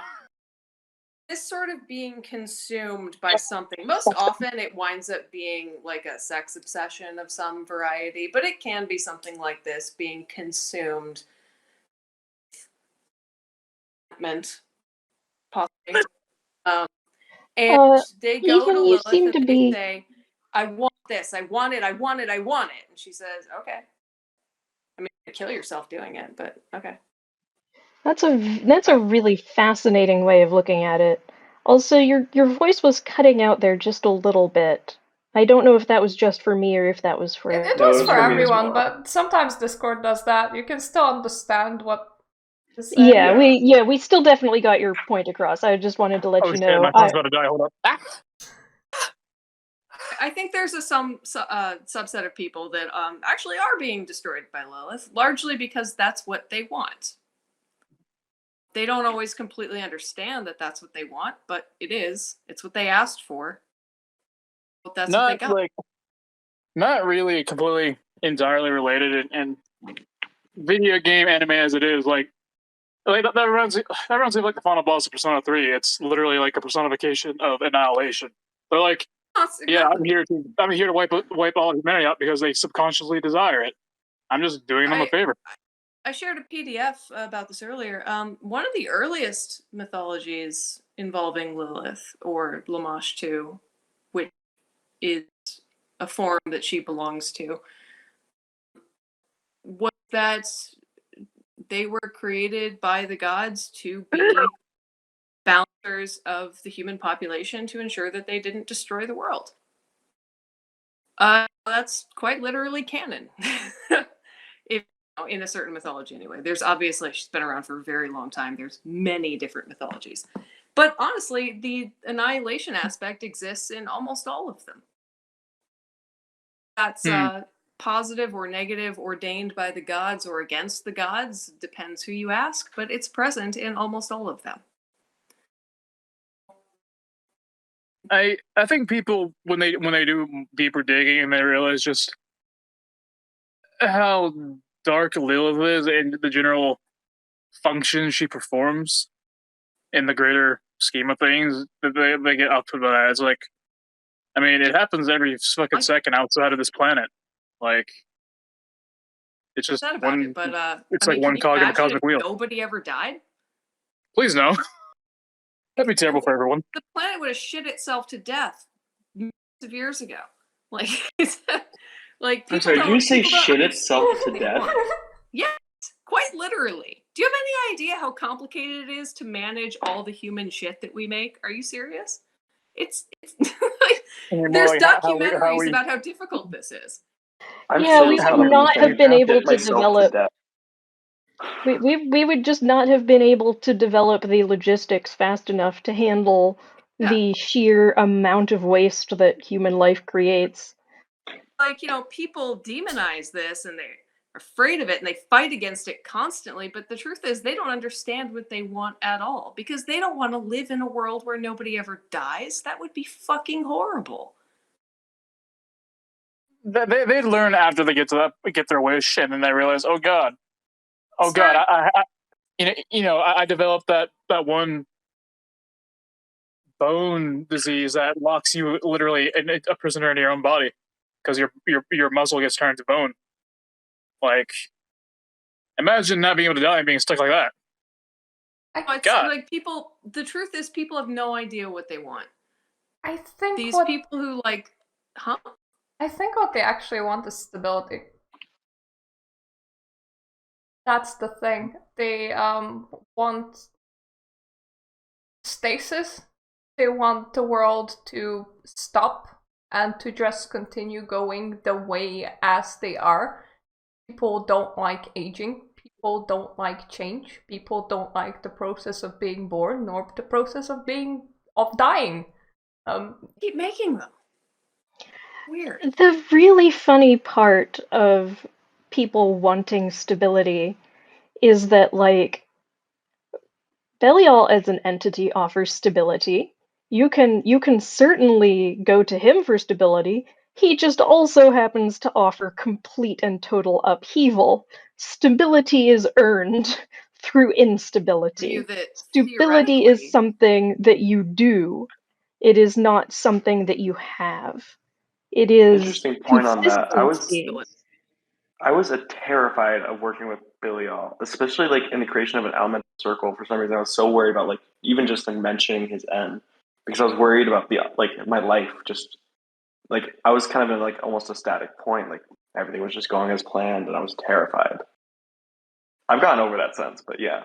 Yeah, I think, well, one thing that people don't realize is that, sorry, this is a bit of a tangent, so I'll try to be really brief about it, but what people don't realize is that, like, upheaval is not always going to completely uproot your life, especially for people who have already been through severe trauma, suffering, or upheaval. He will often treat that as the upheaval and create the stability that comes after that. So for people who have, like, comfortable lives, working with Belial is very scary because he removes comfort. But for people who have never been comfortable or who have been very uncomfortable, who have been already walking through the abyss, he's like, oh, you're already here, I'll help you through it, sort of thing. Right, that's just a little tangent, we can get moving on now. I just thought that from my personal unverified analysis, things are a bit more stable on the other side. Things move a lot slower. But by the time that you're supposed to get there, you're supposed to have your own driving forces to make sure that you're not just stationary. I mean, also stability is, at the end of the day, the only place to find that is in you. Because you're never technically stable. You're always aging. The world around you is always changing. There's so many things you have no control over. The stability has to come within you. And that's really the value of a spiritual practice. And it really doesn't matter how you're doing it. I mean, I wound up with Lilith because I'm fucking difficult and possibly some other reasons that are, way too much UPG to get into in this video. But anyway, you wind up where you're supposed to be for the work that you need to do. At the end of the day, stability has to be something you give yourself. I think that actually really speaks to so much of the trouble that we see in the world right now, is so many people trying to reach out and find stability, sometimes in very harmful ways. Like neo-Nazis, they're looking for a kind of stability that never existed. They are trying to Things find... would be better if some weird fantasy of my idea of if my idea of the 1950s that never actually existed could be returned to, but then also my idea of the Viking Age that never actually existed could be returned to, and we could just stick these two completely fictional things together, it would be very stable and I would be happy. Because right now I am scared. sense of romanticism in the old ways, no matter what. I think that romanticism, though, has been recently quite amplified by fear and uncertainty. And the great irony is the things that create that uncertainty, the structures around us that are harmful, the death throes of capitalism. People who are incredibly scared often lash out against the very things that could help them. And right, yeah. Once again, tangent, let's keep on going. From my experience, any emotion comes from within you. It's not the situation, it is literally how you decide to feel about it. So when people are seeking for happiness through things, or if I only had a lover, hello cat, if I only had some money, or if I only had a car, it's never gonna stop, because it's not the action that actually gives you happiness, it's deciding to be happy that grants you that. Psychologically speaking, that is known as internal locus of control, and is very important for better psychological outcomes. Now for insane Christian rambles on Lucifer 2. Okay, I need to talk about this. Here we go. Y'all are letting this stupid show Lucifer desensitize you to who Lucifer or Satan really is, and it shows. You think he's cute or sexy? You want to be friends with him? Bro, let me tell you who he really is. You're blaming God for the things he is doing. So many of you guys blame God for destruction and death and rape and pain and crime. That is what he is doing, not God. God is the author of life. Satan brings death, pain, and destruction to anyone that follows him. Jesus Christ came to this earth to die on a cross to destroy the works of Satan, because Satan is destroying people. Don't buy the lie. When Jesus Christ returns, he'll expose how evil Satan really is, and then he'll throw him in a lake of fire to burn forever. You don't want to go there with him. Go with God, follow Jesus, and repent of your sins. You know, what I really don't get about this kind of attitude is you are following the God of all. The God that is the God of literal all, everything. Every little thing. Yet you somehow has ascribed only the positive qualities to it. Like, oh, if the rain falls and our crops grow, that is God. But if famine strikes, that is not God, despite the fact that we have a single God, and he is the God that's responsible for everything. You talked about this in your other video, Yeah. the Demonolator one. And I just found it interesting. It's in the Bible, what does he say? God says, I am. That is his name. Essentially implying that he is all. And so I always find it interesting when Christians try to ascribe negativity as Satan and positivity as Yahweh. Especially given Satan works for Yahweh. Yeah, I was about to say if you're going to subscribe to that in that own right, isn't Satan his own God? Just of Clearly, a different. He does. His job is to test humans. That's the job assigned by Yahweh. Yeah, read the book of Job, motherfuckers. Sorry. I don't even know Christianity that well, and I know this. Yeah, from a Christian perspective, this is just, oh boy. So there's this thread in eschatology. Eschatology being the theology of the end times, the people's ideas about the apocalypse. And there is this particularly toxic eschatology that has come to arise. First of all, people talking as if Jesus is coming any day now, which is explicitly denied in the Bible. Yes, it says Jesus is coming any day now, but also it says you will not know. The very point is that you do not know when Jesus is coming, not that, oh, Jesus is coming soon, so I can live as if Jesus is coming soon, in the sense that I can threaten people with Jesus coming and smiting them, because that's totally Jesus-like. The guy who said, hey, Peter, put down your sword, the guy who was criticized as being too feminine, too weak, who wasn't seen as a king because he wasn't dominant. Yeah, sure, this guy is going to be coming back and smiting everyone. He was a charlatan, a ne'er-do-well, and an overall rabble-rouser who hung out with prostitutes in the lower class. Exactly. Prostitutes and tax collectors.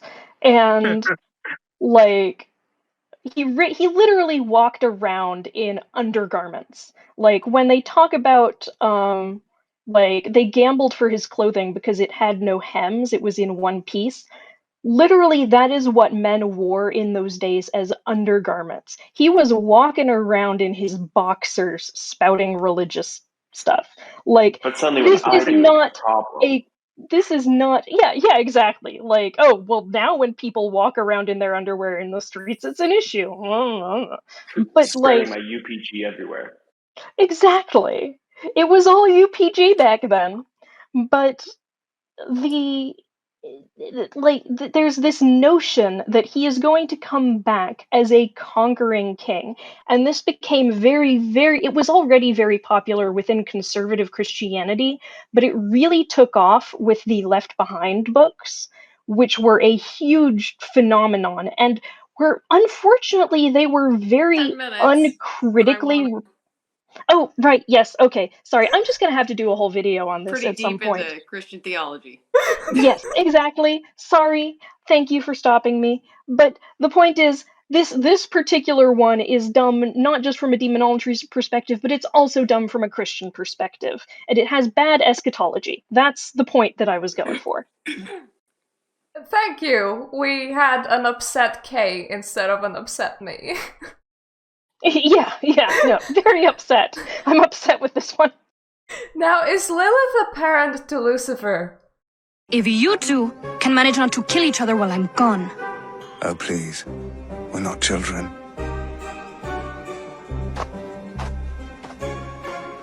He shouldn't die. Yes, fuck you. If you Why? I didn't understand this one either. So that's Lucifer and what? I think Asmodeus. Yeah, Asmodeus? Asmodeus. But this is what I don't understand is this is a Witchtok post. Yeah. This isn't like a. I just don't understand the point they're Referencing trying to come is, across. Lilith, the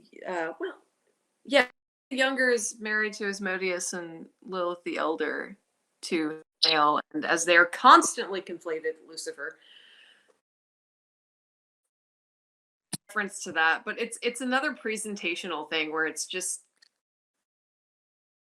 Islamizing spirituality. I mean, I don't really buy into that particular narrative of it anyway, that there was like some jealous marriage or whatever. I frankly have a hard time imagining any version of Lilith being married, whoever her consort might be at a given moment. But the presentation on TikTok, just there's to see any of these with like even smallest degree of what feels like spiritual seriousness to me. And it's not everything has to be really serious all the time, but it's just so overtly unserious. There's plenty of space for levity, like, talking about Jesus, talking about Jesus interpreting my dumb childish requests silly. That is levity, but also it makes a point, I mean, just he proved the point. my silly pantheon of sassy gods are fighting in my living room. Oh, tee-hee. Like, I don't know. It just kind of falls flat with me. I'm not currently a practitioner myself. Even with that, I feel it's more like, and this ties back into earlier conversations where, like, if you have more than one deity or entity working with you, it's really more of just they may have like conflicting views of like which way would be the better way to send you. It's like, well, maybe this way. No, maybe this way. Well, we don't know. You know what I mean? I actually have a really hard time imagining jealousy in that sort of way because I feel jealousy. Sorry, go ahead. God spousing is done quite a lot, and the way that I understand their basis of energy is that it's not one being. The being can be many little beings because the being is literally the size of a sea. And there is less of a physicality aspect to it, so you're not just confined to the shape that you start with. And when you have two beings that can be everything and everywhere, potentially, because they have the ability to do so because they can be more than one being, I don't understand jealousy. I mean, Yeah, it's exactly. an emotion that's so base that even humans are starting to outgrow it. I just Exactly. I don't see these Polyamory, massive represent. entities giving any kind of a fuck. And, like, the relationships between entities are so alien to us. Just gonna hit you with some UPG that I will not go into detail on because that would take forever.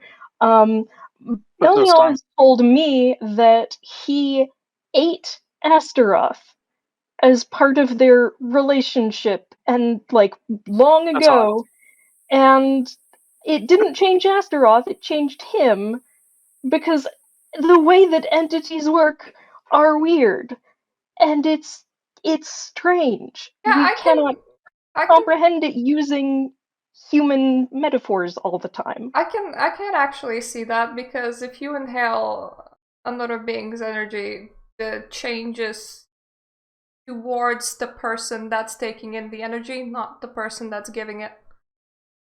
Like Kirby. I mean, like, all of you are current examples in that you work closely with the entities that are in your lives, and you can kind of feel like the energy, like their energies, their vibes soaking into you, Yeah, affecting you in change new as a ways. person. You're still the same person, but you're also part who you work with. You are what you eat, and I bet you anything that statement was made by an energy vampire. Very, very true. I am gonna give you another Lilith one because you have two and I have one. So Lilith was activated and we get a nice autobiography. Activated, huh? All right.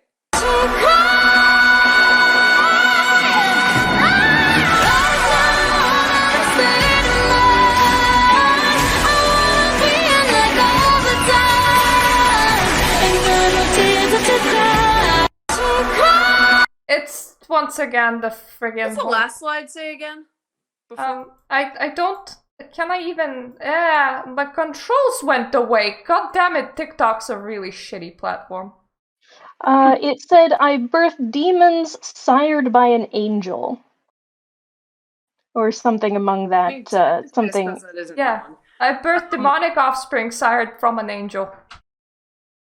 Like, that's one theory of the Nephilim.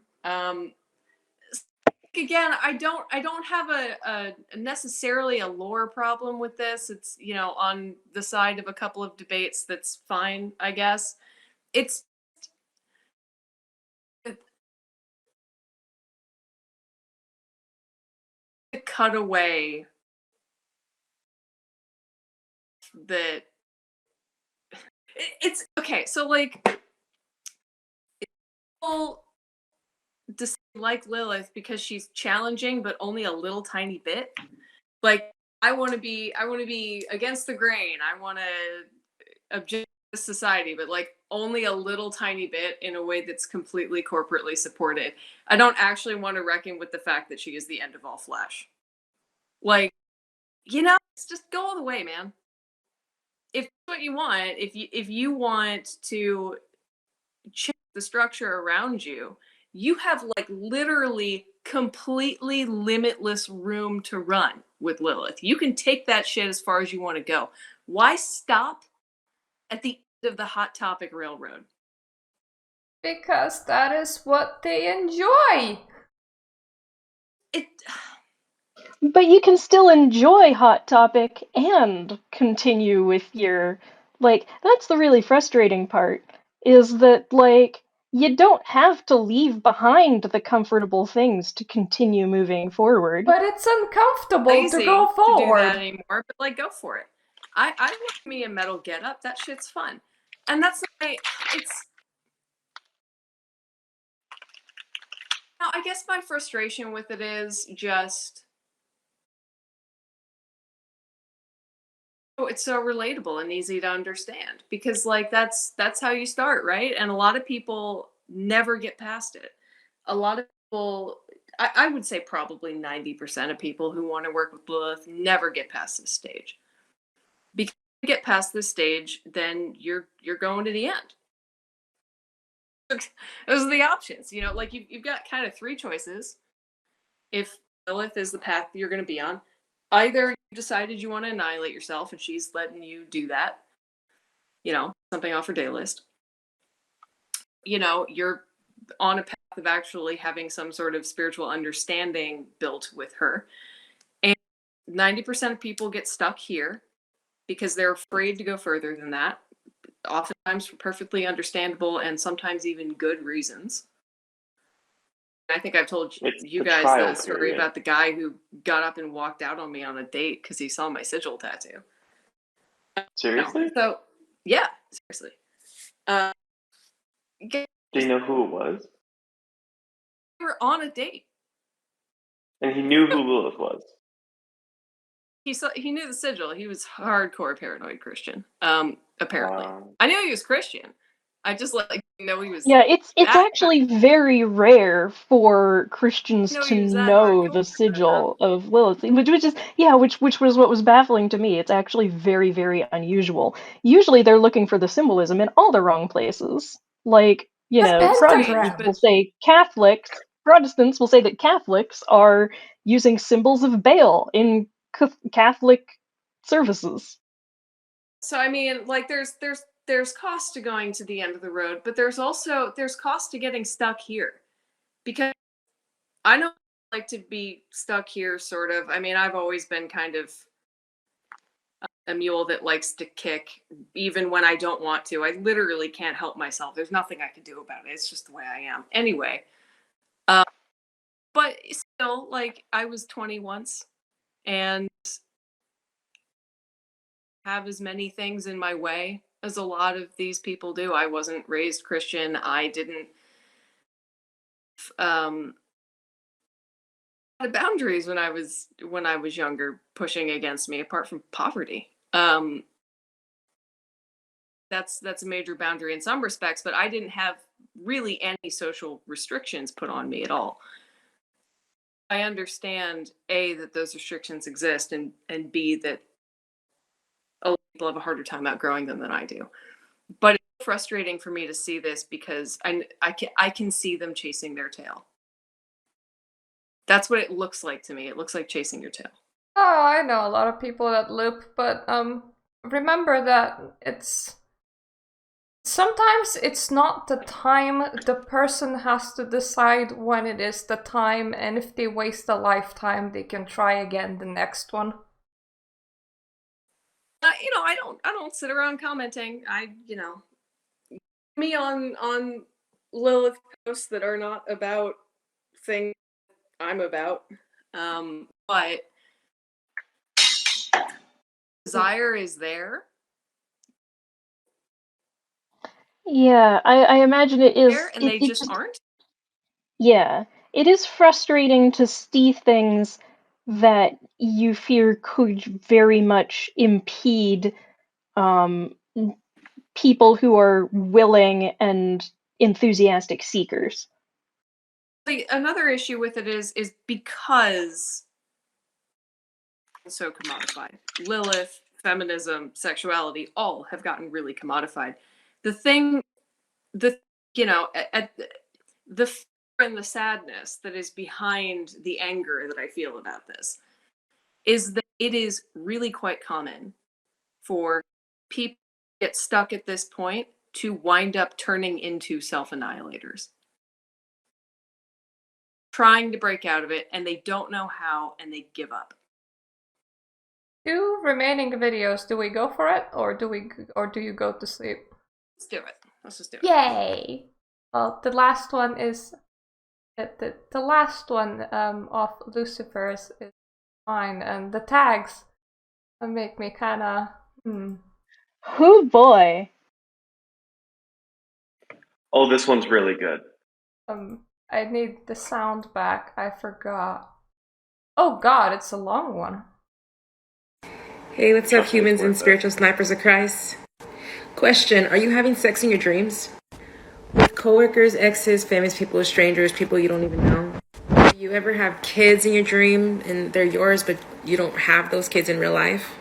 Do you have relationship issues where you just can't hold on to someone or they can't hold on to you? There's always destruction somehow. If you answered yes, then watch this whole video through. I need you to comment, like, and you can add me as a friend. You can share with a loved one. Now let's get in it. I am here to expose Lucifer's kingdom, but ultimately glorify Jesus Christ. Amen. No paranoia here. Strictly Holy Ghost, okay? Now let's get into it. Have you heard of incubus and succubus? Today, Satan sends wicked spirits to invade the dreams of our brothers and sisters. He wants to contaminate, hinder, and destroy us. These two demons are very powerful. The spirit of incubus, the meaning of, is to lay upon, and it manifests in the male form to have sexual relationships with a man or woman. The spirit of succubus attacks a woman for two reasons: to become a spirit husband and to have spiritual children in the spirit, which are demonic. These demonic attacks bring health issues in marriages, hindrances, abortions, miscarriages, and bareness, and closing up the womb or even having us bleed to death. Sound familiar? Let's get into prayer. Let's pray with Holy Spirit anger so we can destroy these demons. Do not allow these spirits to share your bedroom, your dreams, or even evoking them to have sexual relationships with you.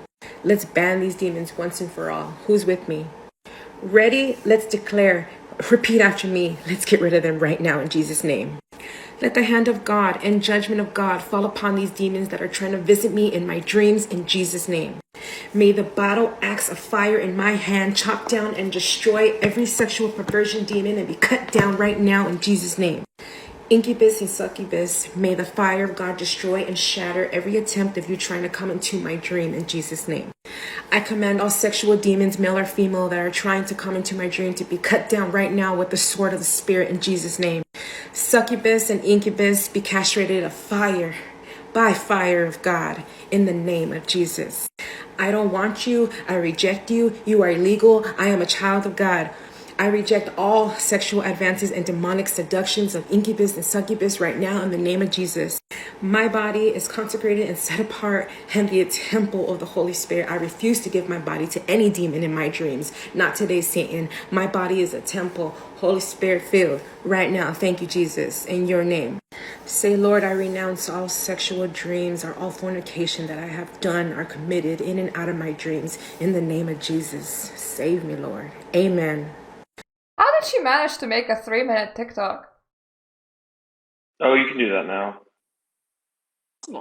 So YouTube is becoming TikTok, and TikTok is becoming YouTube. Yeah, Really, apparently. the worlds converge. Also, if you're having dreams with kids that are not yours, your psyche might be trying to tell you something. At one point, I was directly asked whether I want to have children in this life, and I said no, but I still had a couple of dreams where I was holding babies to, I think, show me what it could be like, and I still said no. So then my decision was obviously respected, but it was like, hey, are you sure this is a thing that you could do if you wanted to? You could take that as your maternal instincts going, hey, would you maybe like some? But they somehow took it as spiritual children, which is not a thing. The you describing that was hilarious to me, because the only dream I've ever had where I gave birth to children, I can feel pain in my dreams, and I gave birth to quadruplets. Oof. Oh. I woke up so mad at my fiance, and like I knew that it was not his fault in real life, but in the dream he refused to stand by my bedside so I could punch him, and that is literally the only dream I've had where I have given birth to children. So based on what you have said, I think that is my psyche giving me a message confirming what I do not want.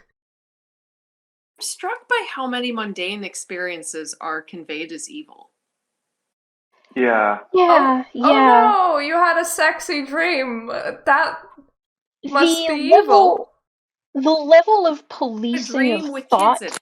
Like, Yeah, the level of policing of thought that modern conservative Christianity does is incredibly toxic, and it is also ironically one of the things that drives its spread, because people all internally doubt themselves, because nobody can be entirely pure of thought, especially when you are fighting thoughts, because it's a concept in psychology. The harder you fight a thought, the more you think that thought, because fighting a thought is thinking. So what happens is these people have more and more um, thoughts that they deem horrendous, which drives them to action in ways that are very harmful, because they are trying to compensate for what they perceive as their own sinfulness. just she rebuked like fornication in my dreams or out of them, and it's like, man, I can't imagine being that scared of my own dreams. Like, not even nightmares, just like. I mean, the point of tracking your dreams and interpreting them is not to see if there's something illegal, but rather to see if there's something that your psyche is trying to tell you, or sometimes if there's something that your entity is trying to tell you, or that maybe you should pay attention to something, or that maybe you should consider something. And normally it requires analyzing of, why do I fear this, or why do I want this, and sometimes a dream is just a dream. And then these people, they get sexual dreams and they're like, oh no, evil, I must repent. I do like that word Like, you illegal. don't Like, even- she literally said, succubi and incubi leave, you are illegal. Like who went and outlawed them? How are they illegal? What court of law is this going to be prosecuted in? One somewhere. There's a lot of countries on Earth. There's got to be one somewhere. It's got a law in the books. It's like sucking. Wait, have this last one, actually- we need to read there- the caption, by the way. Sorry. There have actually been attempts to sue Satan in American courts, and the court cases were thrown out because it was impossible to serve the court papers to Satan, notifying him that he needed to show up in court. That is the specific reason that the court cases were thrown out, is because of difficulty of service of the subpoena, or That's the only reason. or the demand to show up in court. Well, it was like, when a court case is defective on its face, you can't proceed with it. True. The last Okay, for video's this- caption You need to is read the brought back from caption, hell yeah. to kill and collect the souls of sinful men. I mean, okay, let's have a look. Sounds like a good horror movie. Oh, no, it's not the same one. Oh god, did I That is link it the wrong? same one. Yeah, you messed up the link, God. Skiddo. Oh god, you need to Go ban find it. it, go find it. Search. Because You're illegal. You're illegal, and we. Oh, the other thing I wanted to say. While you're finding the link, if you can find it again. If you can still even find it. Googling doesn't help. Yeah, but while you're finding that, the other thing about that last one is that, like, she flubbed a word in one part of her video, and, like, it was obviously edited together from multiple takes. Like, she edited the different clips together, and that's just the laziest thing ever. Like, she just straight up flubbed a word and was like, yeah, this take is fine. She could have refilmed that one part and just edited it in. Okay, I found the link. Ooh. I don't know how, but I found it very quick. Okay, I'm just gonna put it in the bot stuff channel, because in case you have to open it up on camera. Okay, I'm clicking it.